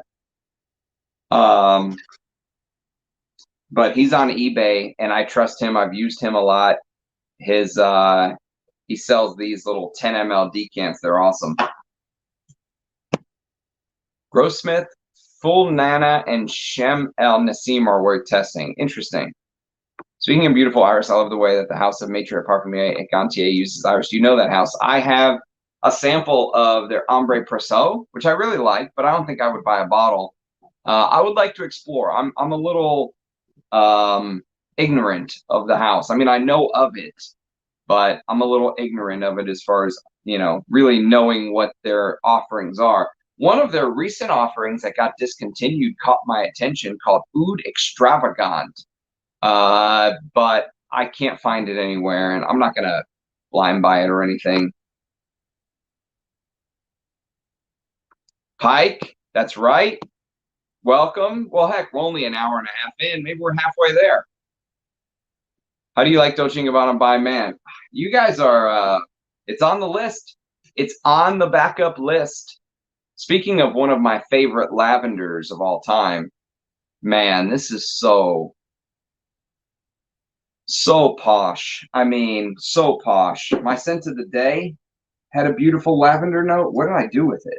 Ah, yes, I put it over here. Yeah, my scent of the day had a beautiful lavender note. But Dolce & Gabbana By Man for me is almost in the league of its own. There is a lot of synthetics in By Man. I think there are. Just my guess is, because of the way it projects and stuff. But this, I would love a backup of this, but I'm just happy to even have this. I mean, this is, you can see I've got it. I don't know how much is left, but I would guess probably 60 mils out of this 100 ml bottle, 60 mils. So that's more than enough. And again, the hotter, the better for me for By Man. I love wearing that in the heat. And it's just that combination of lavender and sandalwood. And it's that 90s sandalwood where they were still using the good stuff, it feels like, in 1998. This does have a lot of synthetics. I think there's a ton of hedione and ambroxan and stuff like that in here. But if you can find a bottle, and if you can not, give away the passcode to your bank account to get it, By Man is stunning. It's such a great, like, spicy, lavendery office scent to me. So classy, so classy. And lavender and sandalwood is just such a beautiful combination. They seem to do those lavender scents better. So I'll tell you a couple, those lavender sandalwood scents better back in the day. To me, they did. There's another one that no one talks about that's a beautiful lavender sandalwood, and that's Molto Smalto. This is the only bottle I have. So, I mean, this could go on the list, although I probably wouldn't back it up, even though I really like it. It's not a love. I'll just wear By Man or something else if this runs out. But you want to talk about lavender, sandalwood combination? Beautiful. They used to really do that combination great back in the day. I guess going to that synthetic sandalwood kind of hurts some of those. That's my guess. Yes, thank you, Jonathan. Lick the stream indeed. I never asked, but it does help. It helps the algorithm. Hello, LaFlame. I don't think I've ever seen you in the channel. Welcome. I like Vanilla Van, but I wish it performed better for the money. I wish it was a little bit not as sweet. They need like Vanilla Van unsweet edition. Yes, Kev. Welcome. Welcome, Money Burner. This is Kev's account, right? Fendi Uomo. There's another one. That could easily be on the backup list for me. I only have one bottle, but I've got two of Trussardi Uomo, and I always think of Fendi Uomo and Trussardi Uomo as like, younger brother, older brother thing. And so I probably wouldn't go for another bottle just because they're so expensive, but that could easily be on the backup list. You have to be careful with Azzaro, and it was reformulated in the rib bottle. Make sure date code isn't white and doesn't have .com on the box or base. Okay.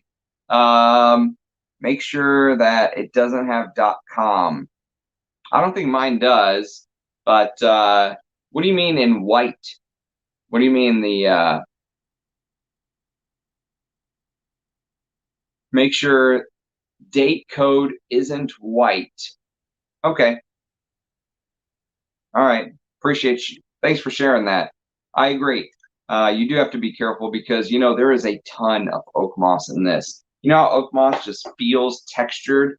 Like it feels like you're smelling like a 3D portrait when you sniff it. There's so much that this is such a, it's just, look, it's ribbed, it's textured, right? It's ribbed for your pleasure. It smells like you're smelling something that has, depth and texture. And it's got that 3D vibe to the perfume. Like Rich Mitch says, some fragrances feel like you can step inside of them. That one feels like you've crossed over into a completely different world. Great Britain is a great fragrance. I don't think I would back it up though, because I've got some 10 ml decants of Queer Knize, and those suit me fine between the 100 ml of Great Britain and 10 ml, 20 ml of Queer Knize. I don't think I would back up Great Britain, but I would definitely back up Diaghilev.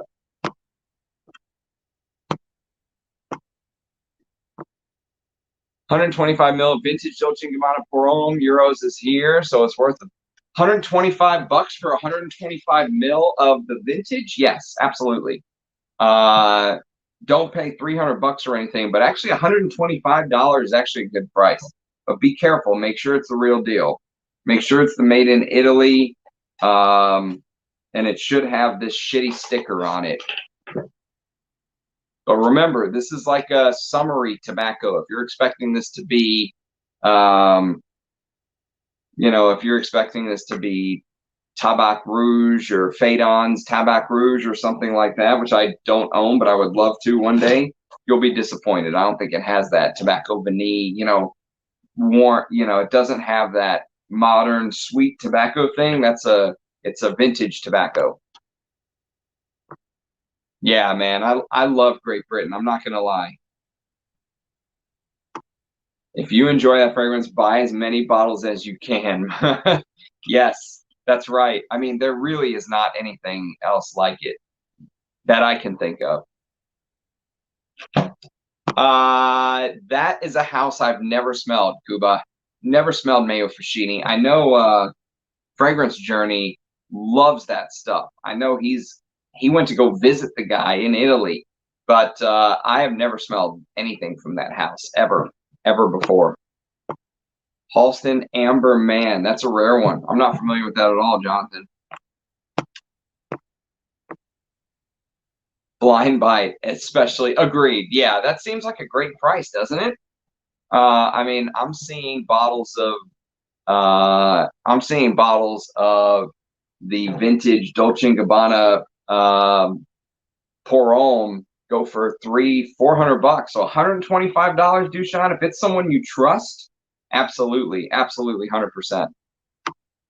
Hey, the goat is here with the ram. Mark, welcome, my friend. Yeah, By Man is stunning. The lavender sandalwood combo is just a knockout for professional, meetings or something like that. You'll smell better than everyone in the whole damn building. Good to see you though, Robes. Hope you're doing well. Did you ever get a chance to test those amouages yet? I did a video. I don't know if you caught it, but I did a live stream blind sniffing those 4 new amouages, and I'm not a fan. Yep, you have 3. It's honestly, it's worth 3. If you're gonna own 3 of anything, it's worth 3. My son just unboxed my sealed 75 ml Dolce & Gabbana Pour Homme. The whole family loves it. It is awesome. It's one of those fragrances, man. From spring to summer for me, I could wear that. It's great.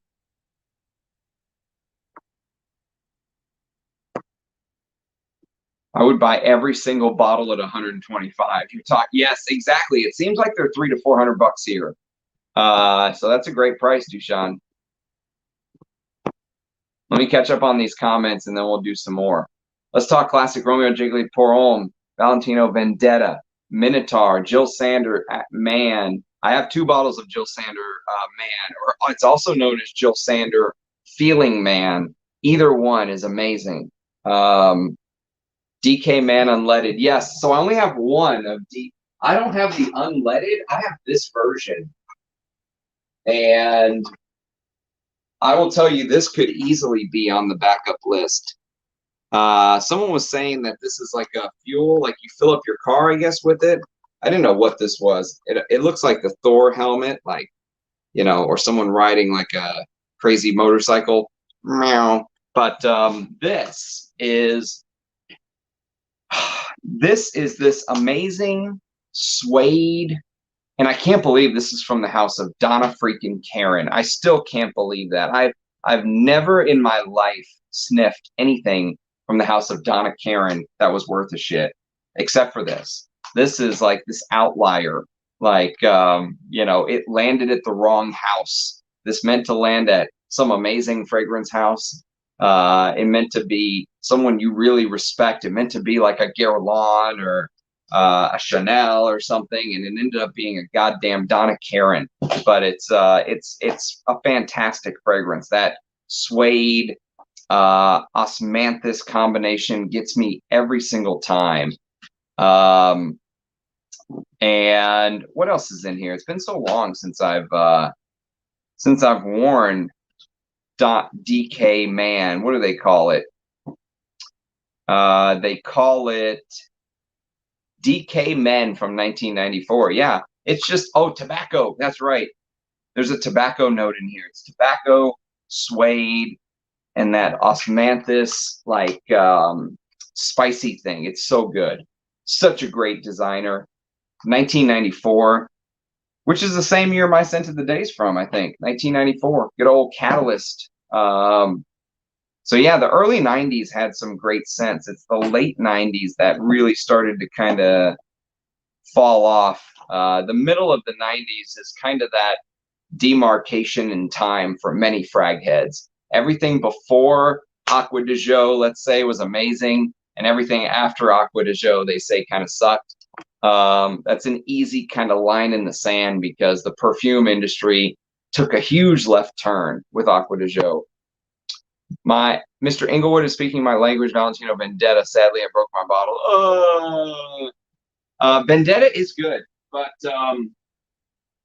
I don't think I would want to back it up. This is thanks to Justin. Justin sent me this, and he sent me the Adidas.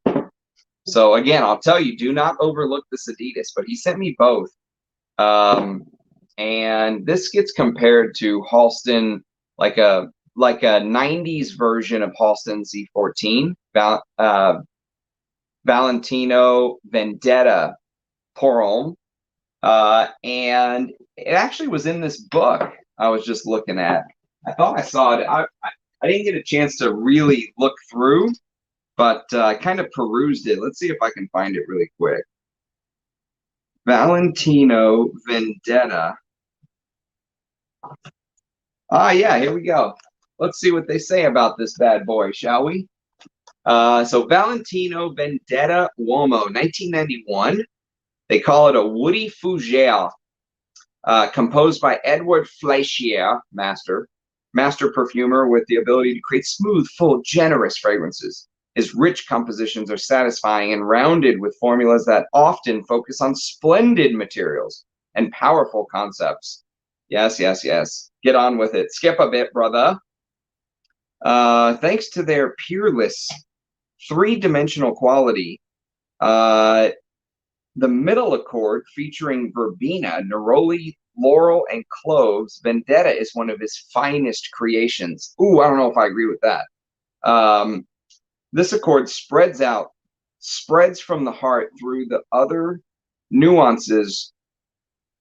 This accord spreads from the heart throughout the fragrance with an austere elegance all other nuances revolve around. The lavender and geranium at the heart of the fragrance form a fougere core. Jasmine, patchouli, and oak moss bring a confident chypre facet. Labdanum, benzoin, and incense envelop it in a resinous and amber notes, while the leather notes comes through an hour after spraying, lasting throughout dry down, contributes a dry, incisive edge. And there's more, but I don't want to just read the whole damn book to you guys. But I will say, if you listen to that, you'll think, oh, it's leathery and all. There's really, I would probably wear that also mostly in spring and summer. It doesn't have the legs to be a, Vendetta doesn't have the legs to be a winter wear for me. Although there is a nice patchouli that gives it a little bit of heft, but it wears, it does have that spicy woodiness, but it kind of wears a little bit fresher to me. But it was the 90s, so that was the way things were going. I think I prefer Z14. I think I prefer Halston Z14, but Vendetta Pour Homme is very good. It's very, very good. No, it's discontinued. Vendetta Pour Homme is no more. Beautiful bottle, indeed. Beautiful bottle. And again, the ingredients seem really high class compared to what some a fragrance like Valentino would not put a fragrance that has the materials used in Vendetta Pour Homme out today. It doesn't feel like that to me. So, oh man, yeah. I mean, well, hell, if you could just back up something like this, then absolutely. I mean, this is unicorn stuff. This is what dreams are made of. But oh God, yeah. Good luck backing this up. All right, let's catch up on the comments. Yeah, we'd all like to back up Russian Oud. Long discontinued. Yep. If you ever find one that's all Italian writing on the bottom, it's a true 90s version. Really, mine isn't all Italian, I'll tell you that. The writing is so small, I can't even see it. Although I do need better lighting in here. Don't you get a vibe of Lamal in Dolce&Gabbana By Man? Ooh, why did you say that, Gonzalo? Why would you say that? I hate Lamal. Oh, I despise Lamal. No, I don't. I don't get a Lamal vibe at all. Those words shall never be spoken again on Channel Ram. Lamal. How so? Please elaborate. I trust your nose. Imagine the original DK, but lighter and greener. Okay, that's kind of cool. I wouldn't deem a classic too simple. Well, unleaded is different than the OG.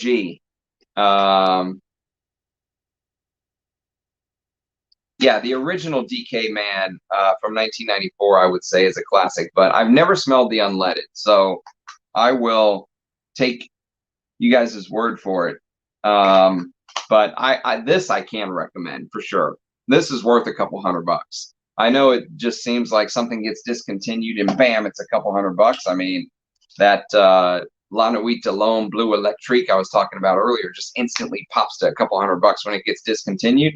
But that is worth a couple $100. So tell me about them. Text me later, Jonathan. I'd like to know. I don't know any. I have never smelled anything from the House of Donna Karan that's worth a shit other than that. White printed 3/4 digit modern Estee Lauder data code is the no original data code should be in text black. Text black. Well, mine's a 4-digit code, so that's good. At least I think it's a 4-digit code. What's it say? I think it's A420, A420. But it's not in white, so, and there's no way this is a modern. There is no way this is a modern.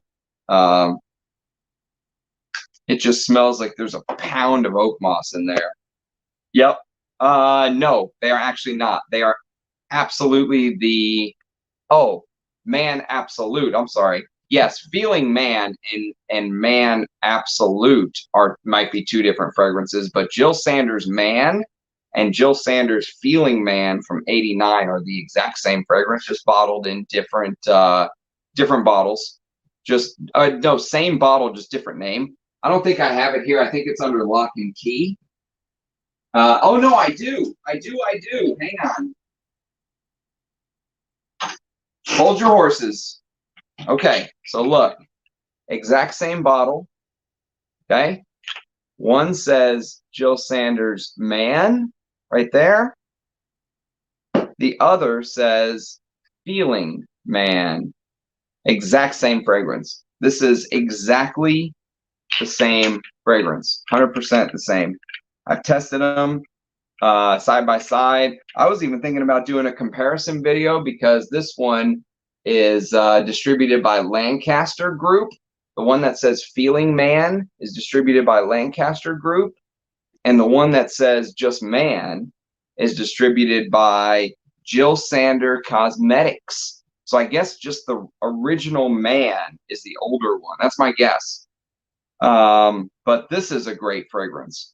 You know, somebody recently told me that this wears great in the cooler weather as well. That in the heat, kind of the fruity aspects tend to come forward because this has an amazing raspberry note. And in the cool weather, that the ambery facets of this come out a little bit more. But this is like my favorite version. You know what this is like? This is like my favorite version of Drakkar Noir. Like if you took Drakkar Noir and just expertly crafted it in the best way possible to create like the perfect version of that fragrance, you get this. And I don't think it matters which one you go with. I think they're both stunning. Stunning. Oh, I love this. I love this juice right here, man. All right, let's catch up on the comments, and then we will. Man Absolute is different. Yeah, Man Absolute I've never smelled. Opium Santos, I don't have a backup of Santos. That's one that easily could have been on the list. Gucci Nobile, I don't have a backup of that. Escada, you're jumping the gun. Vintage Hermes Orange Vet, I do not. I've never smelled that, actually. I want to back Jules. If I got a backup of Jules on the way. Thanks to Natalia. Natalia found me a backup exactly like this. And so that's exciting. Can't wait to get it. Oh, God, I love Jules. This is 100% backup worthy. 100%.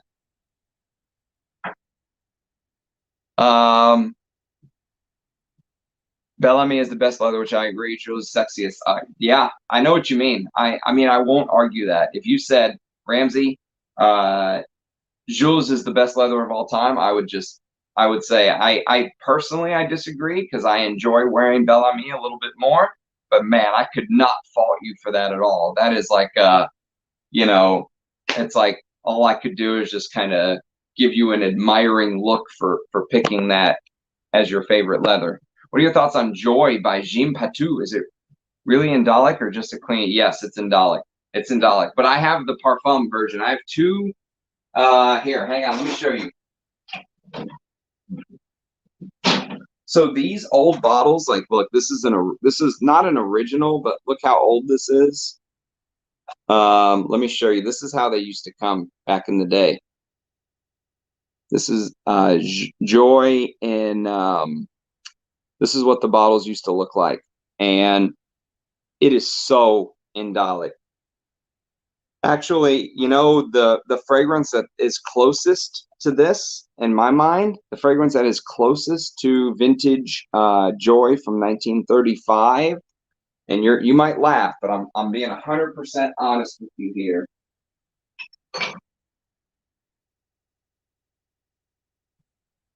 It's this. It's Gold Man from Amouage. It has this same. I think the Amouage is maybe like a little bit more powdery, but they both have this indolic, animalic, floral aspect to them, and I love them both. Honestly, I mean, they're both such special perfumes. I mean, they are. It's such a grand scent. It's something that you would expect smelling on someone who's at like a ball, or an opera, or it's that kind of scent, or a Christmas party where it's like a once a year thing, that kind of feel. I have not. Yeah, the women's bottles I have seen. I've never actually held one.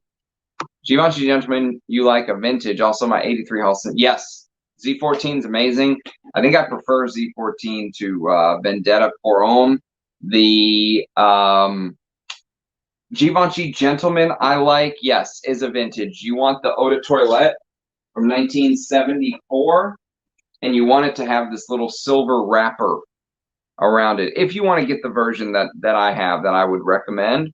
I mean, you don't have to get the short ingredient list or anything like that, but anytime I have two bottles of this, and this is one that I wouldn't mind going for a third. I mean, it's my favorite patchouli, honestly. It is it's just it's just perfection for a masculine patchouli. It's perfection to me. I don't think you can improve on that. How could you improve on that? Yep, the best patchouli, hands down. One with silver sticker, no doubt. I'm going to spoil your vintages. Please tell me, Gonzalo, how do you get Lamal from By Man? I don't get the Lamal connection. Lamal has that disgusting, sickly, sweet, like lavender vanilla thing. By Man has the lavender, but I don't get the sickly sweet vanilla or the weird mint that clashes. Like, I just don't like Lamal. I know Mark was here earlier. No offense, to Mark Lamarck.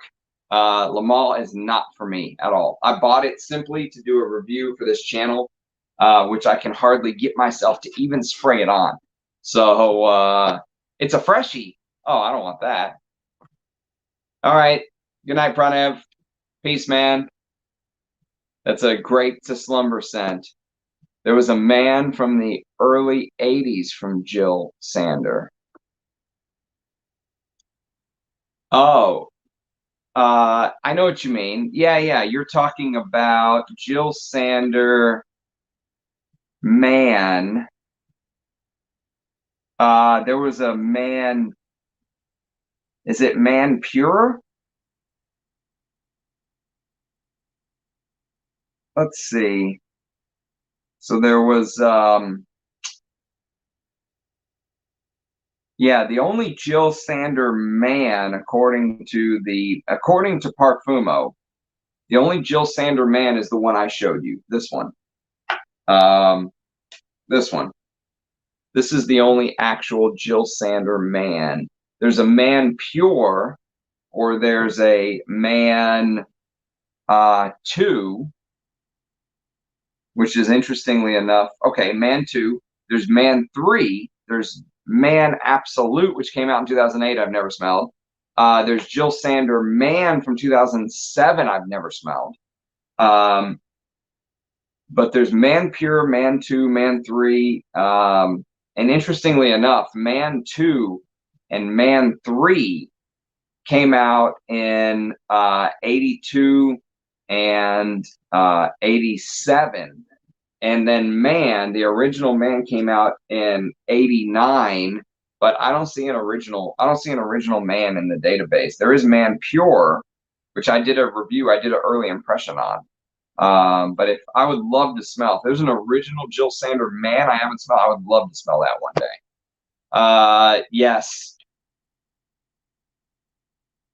It really is, man.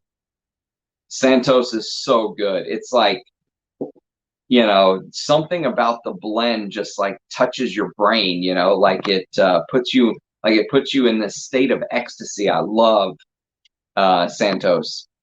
81's the best. Hit me up later, Jonathan. I'll be interested to chat with you about that. I don't know about modern Santos. Does anyone know?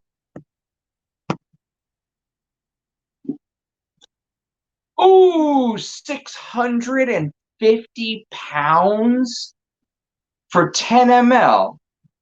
They're taking the piss. They are absolutely taking the piss. I mean, I get it. People are trying to profit, but whoa.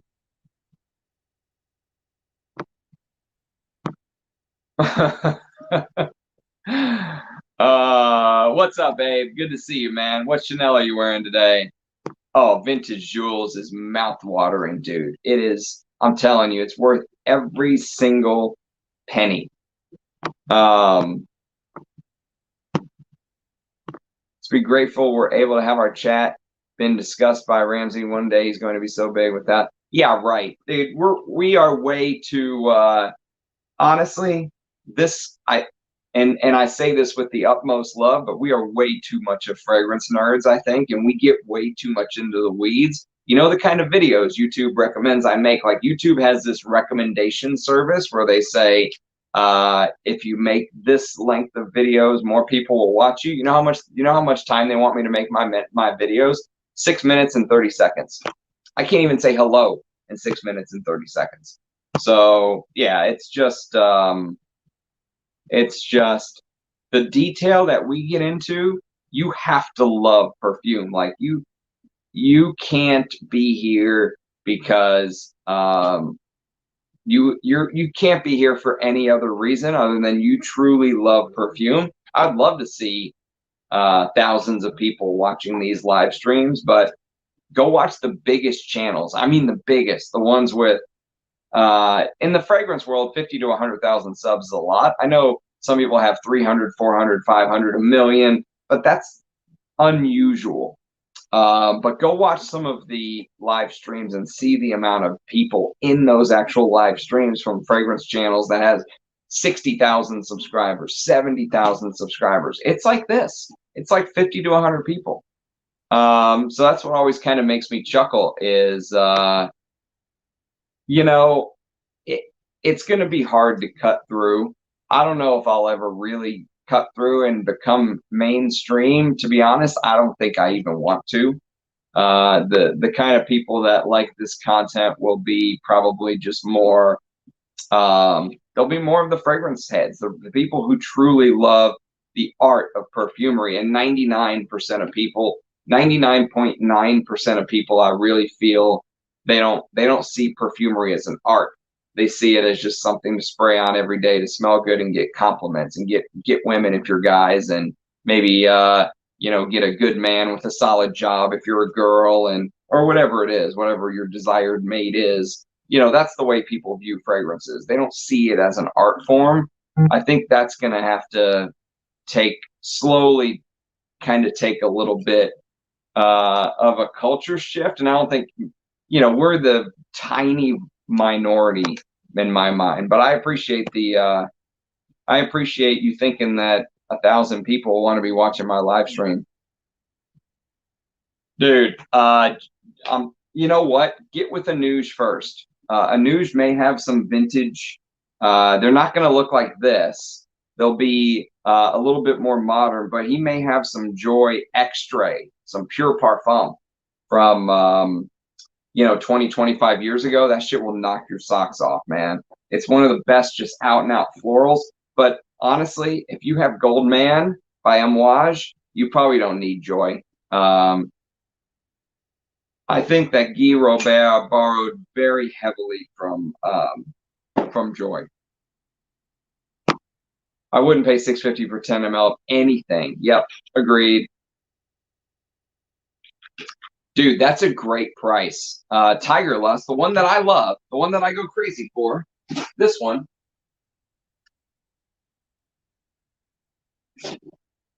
Did you get the Pure Parfum or the EDP? This stuff is my favorite NSAR by far, easily. And now I've smelled a couple of them. I can easily say Tiger Lust is my favorite.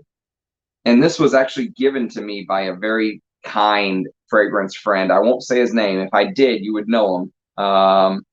Very, very kind of him to throw this in as like a freebie, because I bought some things from him. Oh man, Tiger Lust is. I actually tried to go buy a bottle of this. I love this so much. I tried to go buy a bottle, and whenever I went to go buy it, I realized it was $1,000. It was $1,000 for a 50 ml bottle, and I was like, nope, I'm out. I am absolutely out at that price. So I'll just enjoy this, and when it's gone, it's gone. All right, let's see where we're at. Santos blows my mind. What is it that makes it so good? I don't know what it is, man.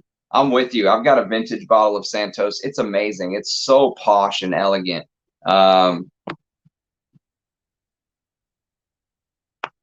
Yeah, it is more mature.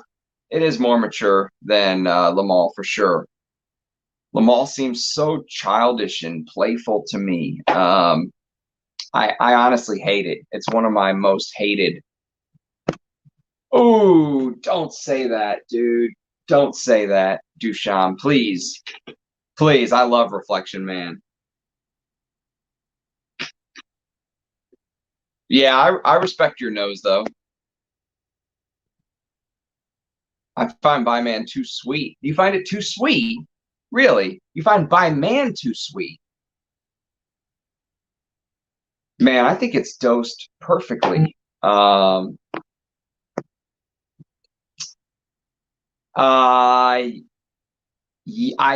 did a video on Jil Sander Woman too. I actually have a decant that Duncan sent me, a decant of Jil Sander Woman too. I loved it. I would own a bottle of that. I would also own a bottle of Man Pure, Man, what was it? Man 2, Man 3, and apparently Jonathan says there's an original Man from the early 80s. So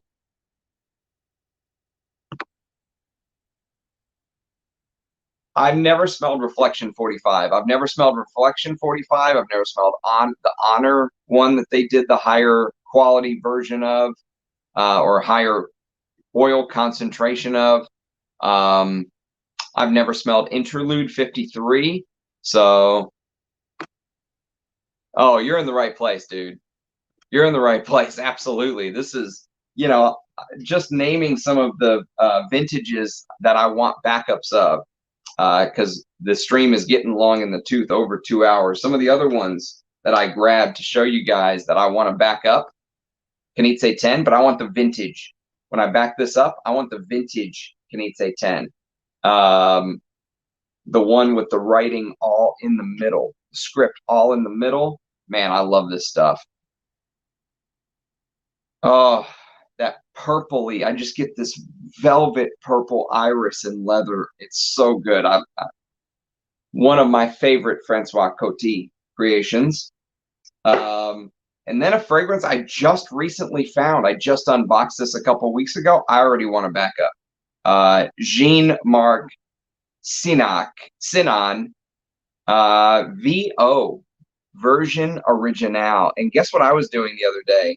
So I was looking through some of my decants, some of my, oh my God. I can't believe I didn't know about this. Like, shout out to Armando for pointing this out, by the way. So the vintage has the gold around it, and words out. I mean, I can't keep a secret from you guys, but look what I found.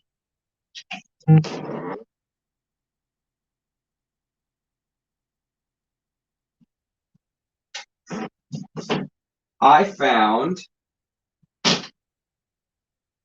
a sample of the modern.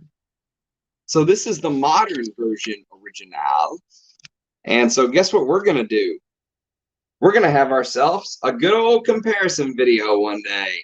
But I would totally back this up. Are you guys familiar with this? Am I the only one who didn't know about the glory of Jean-Marc Sinan? Version original is just stunning to me. It literally is stunning. Yep, best friends. How's the discontinued Very Valentino? You know, when I wore Very Valentino, I originally thought of By Man. I think I prefer By Man. But I can't remember exactly why. I think it's been like a year since I've worn Very Valentino. I remember liking it, and I remember thinking this is definitely inspired by Man, but I don't think I would buy another bottle of this. I would buy another bottle of By Man. To be fair, though, to be fair to the fragrance, I have the Unilever version, and my buddy Rich Mitch has an older version before Unilever took over. So maybe I'm smelling a reformulated one. I don't know. It's the only version I have, and it's the Unilever one. So maybe the older one is better. I don't know. If anyone knows if there's reformulation issues with this, do let me know. Don't become mainstream. Oh, I never will.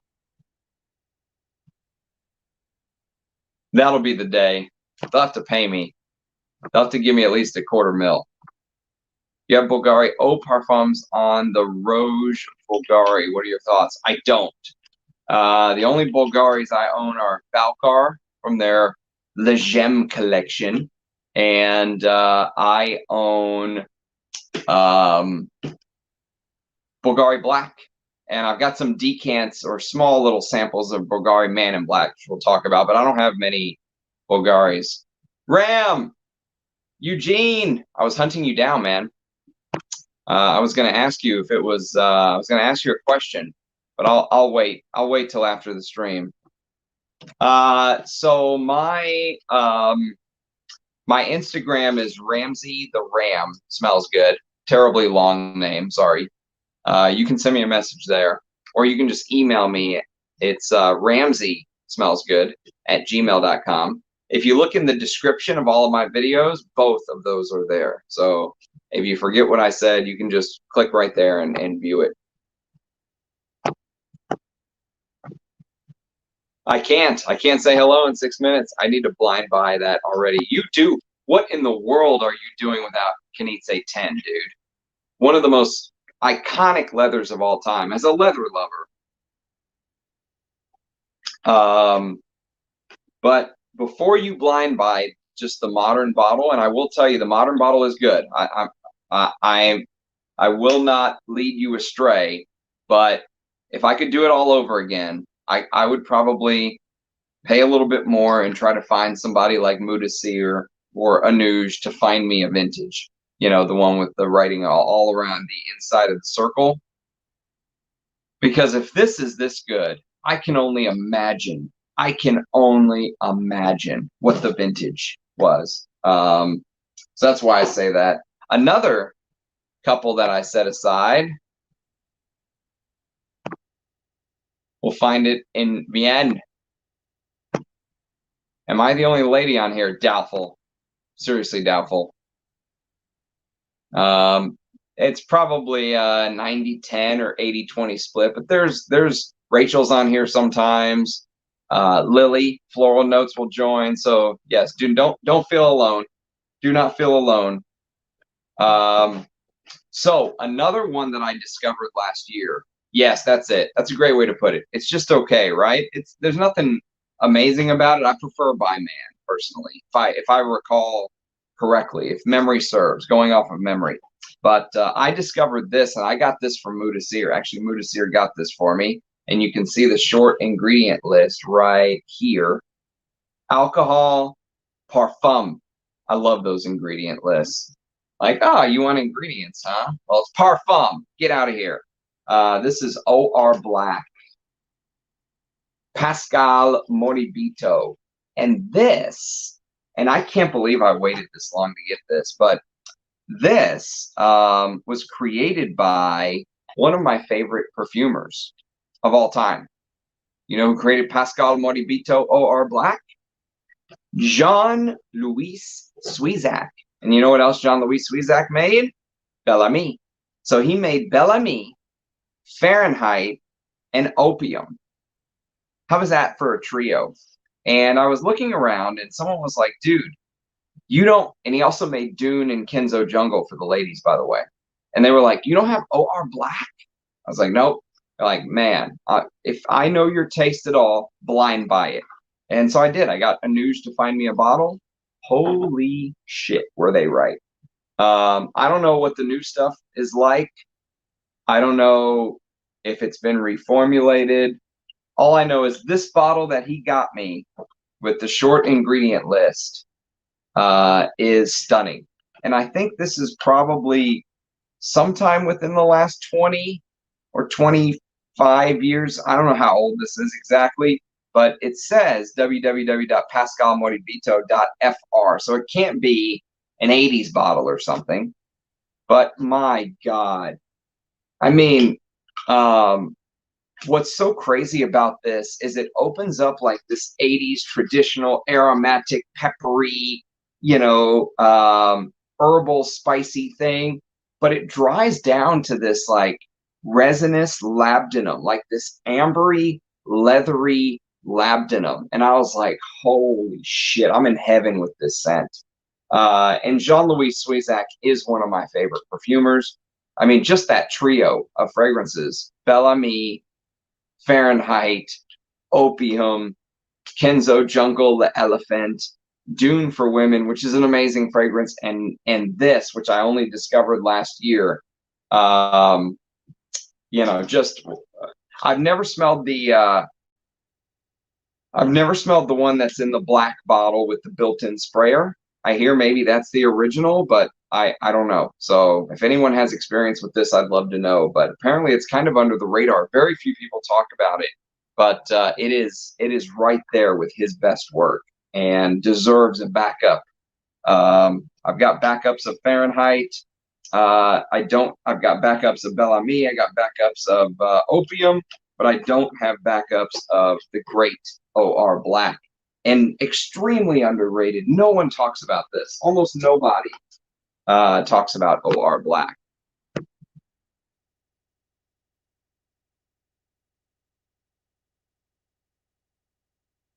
Dior Homme Parfum, not backup worthy. You know what? I really like my Dior Homme Parfum, but I wouldn't back it up because I have Dior Homme Intense, and then I have the original Dior Homme. I think I would just kind of, I just wear those until they're gone or something. Hello, Wes. Welcome, my friend. I must thank you. I received my Eau de Hermes today. I'm in love with it. It's a new formulation, but since I've never smelled the vintage, I've never smelled the new. So if you love it, it's amazing. Do you get a lot of like this? Do you get some of that animalic funk in the top still? What's the opening like? It's Germain Montaille Royale Secret, the original version of full 100 ml. Have you sniffed it? No.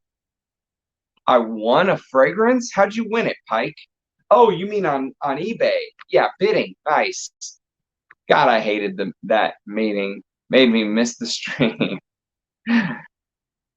OR Noir is very good. Awesome. Thanks for that, Jonathan. I'll check it out. He's here. He's the guy talking to you. Anuj.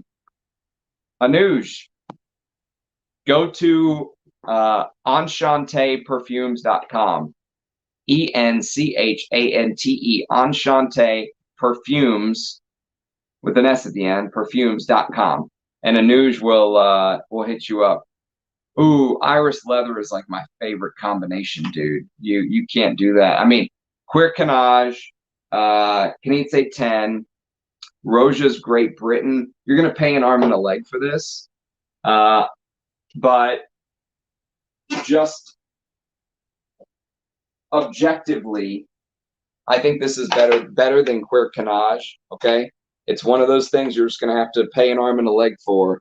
But Great Britain is one of the best Rojas. Probably Diaghilev is the only Roja that could knock Great Britain off its perch, because oh my God, man, it is.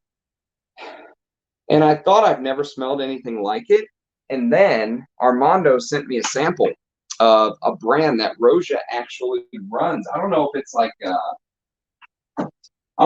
a sister brand or what, but it's called Piguer de Valet.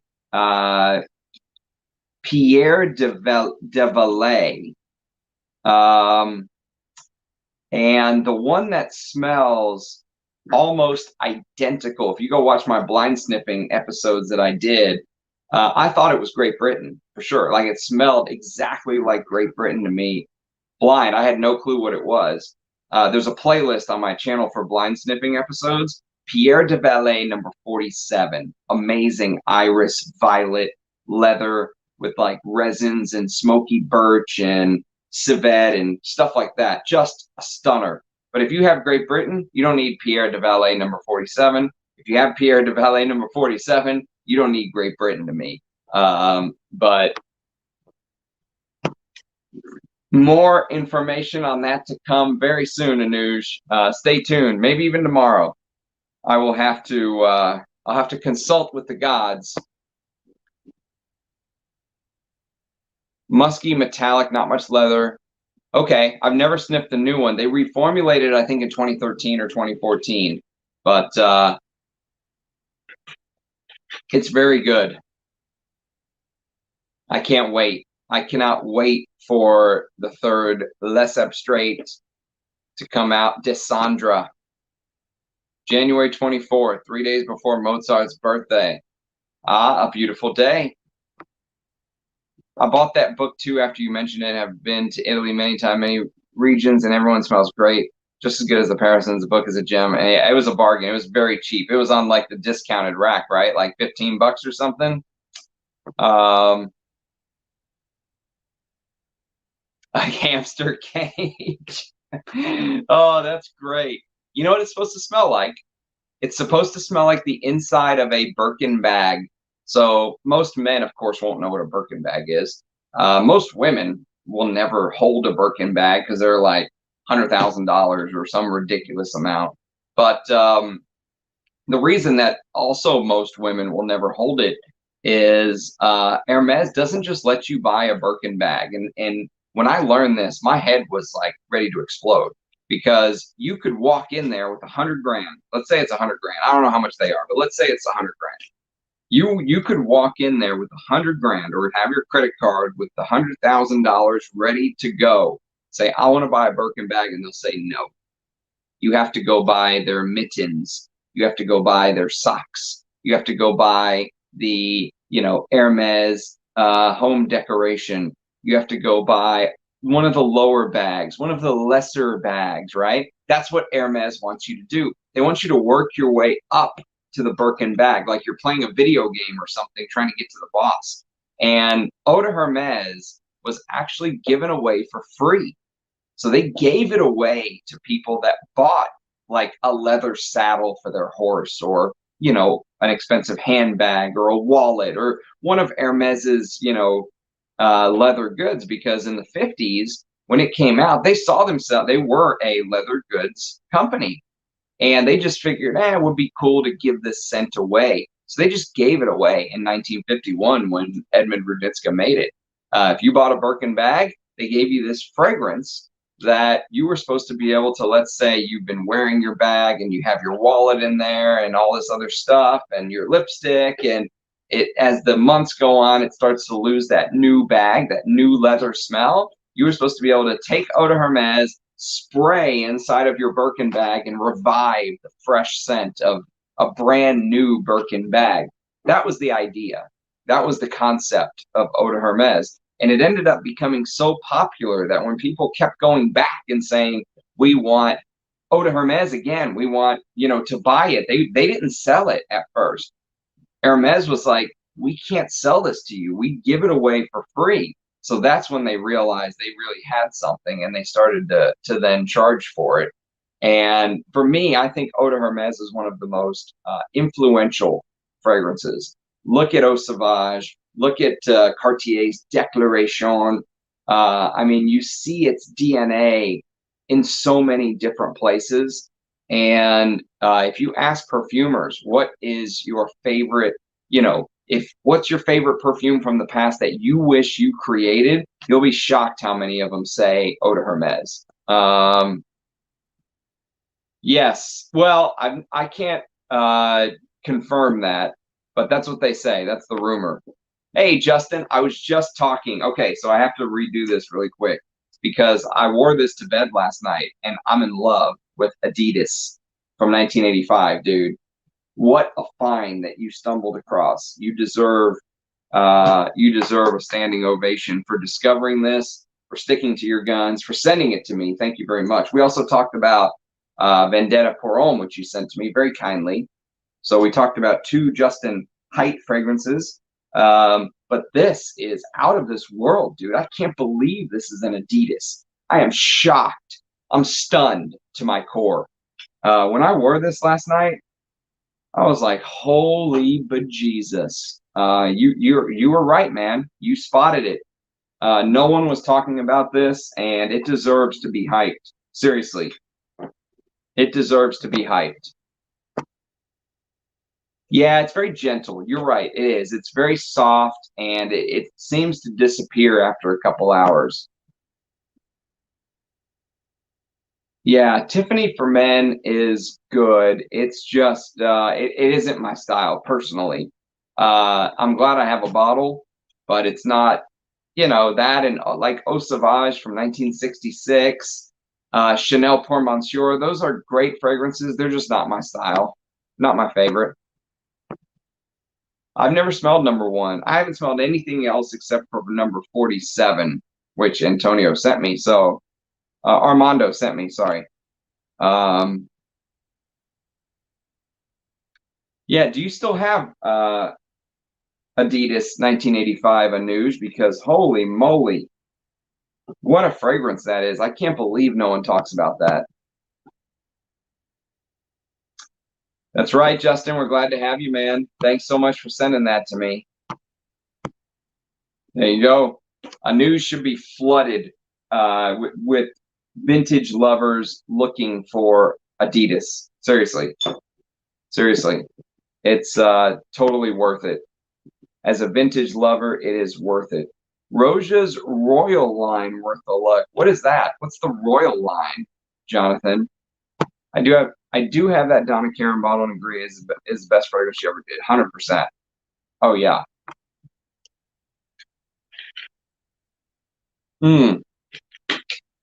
Yep. Justin has a burner account for sure. There's a Pure Parfum OR Black, not a backup, but would be an interesting comparison. Pure Parfum, interesting. Semi-bespoke, which the marketing he found a book for perfumes in Italy. Oh my God.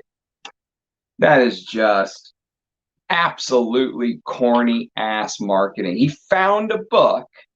He found a magic book that happens to smell exactly like Great Britain. That almost puts me off on the brand altogether. Exactly. That's right, Lily. 100%. Yes, that's right.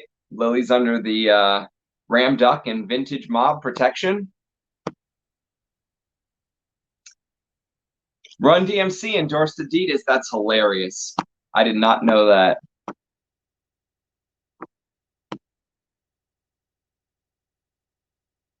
You are spot on, Justin. You are spot on. I cannot believe it's an Adidas. Seriously. You if you blindfolded me and put this under my nose, I would never in a million years, if you said you can't take the blindfold off until you can guess the brand, never in a million years would I guess it was an Adidas. So yes, thank you for bringing it to my attention, mate. Seriously. Let's knock a couple more of these out that I grabbed that deserve to be back up that I only have one bottle of, and then we'll go because we're getting long in the tooth here. Azzaro pour Homme, the original Anis Fougère that Gerard Anthony founded. Oh man, it's so good. I need to get another bottle of this. This is all I have. 50 mils. That's it. Is it a 50? What are you? 75. I still need a second bottle, I feel. And last but not least, well, there's more, but it's the original Adidas from 1985. It's the only one worth going for. Just type in Adidas on Parfumo and you'll see it right there. It's the only one from 85. Escada pour Homme.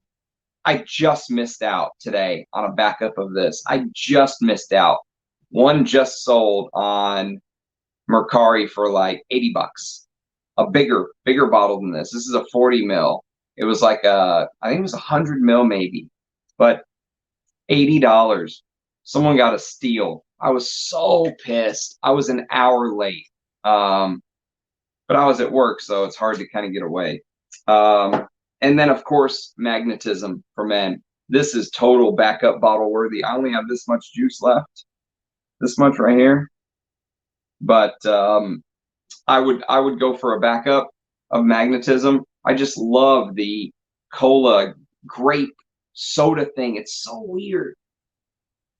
I love it though. It's so unique. Michelle Almerac. There's nothing like this out there right now. A little bit of that fizzy cola opening will remind you a little bit of M7, which vintage M7 could also go on the backup list. Yeah, it's just called Adidas. Yep.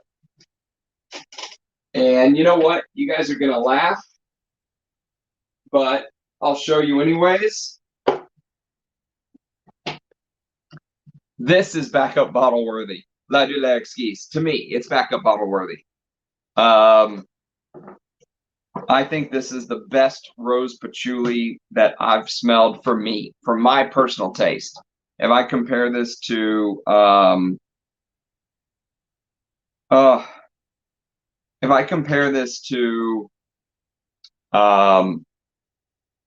Frederick Maull's Portrait of a Lady or Amouage Imitation Man,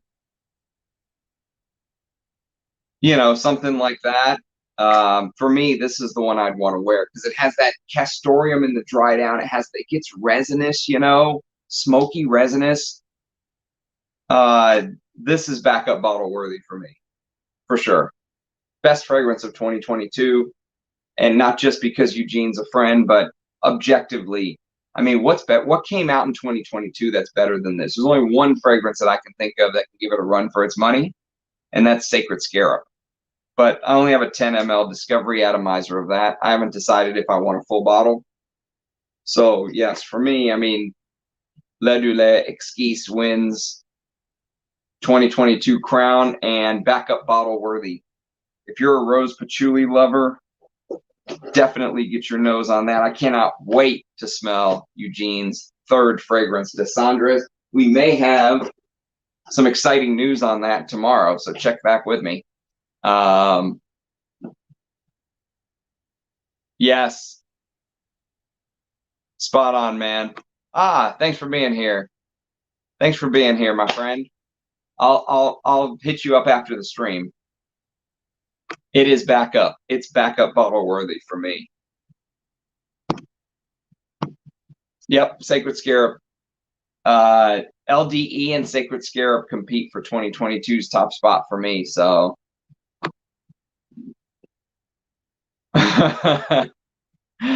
Magnetism for Homme would be a perfect fragrance for you, Dushan. Oh, that's good stuff, man. Well, we're 2.5 hours in. That's usually where my voice starts giving out. So I had a couple others to show you, but I'll save them. Maybe we'll do a round 2 one day or something. Who knows? But thanks for joining. I hope you enjoyed this. Stay tuned tomorrow because we might have a very special episode. But I think we're going to call it quits for today. I hope you guys enjoyed the bottles in my collection that I plan to back up or I want to back up. It's been a fun video. We've covered a lot of ground. And, you know, if you missed the live, fear not, because you can always go back and watch it. Liking the stream, licking the stream does help.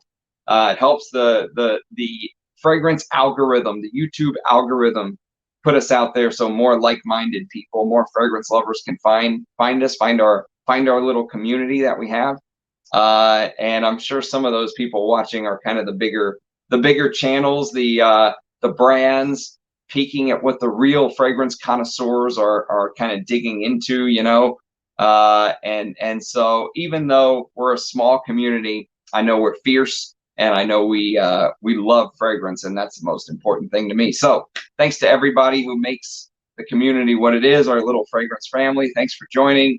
Thanks for watching and being a part of the stream. And hopefully I'll see you guys tomorrow with a very special video.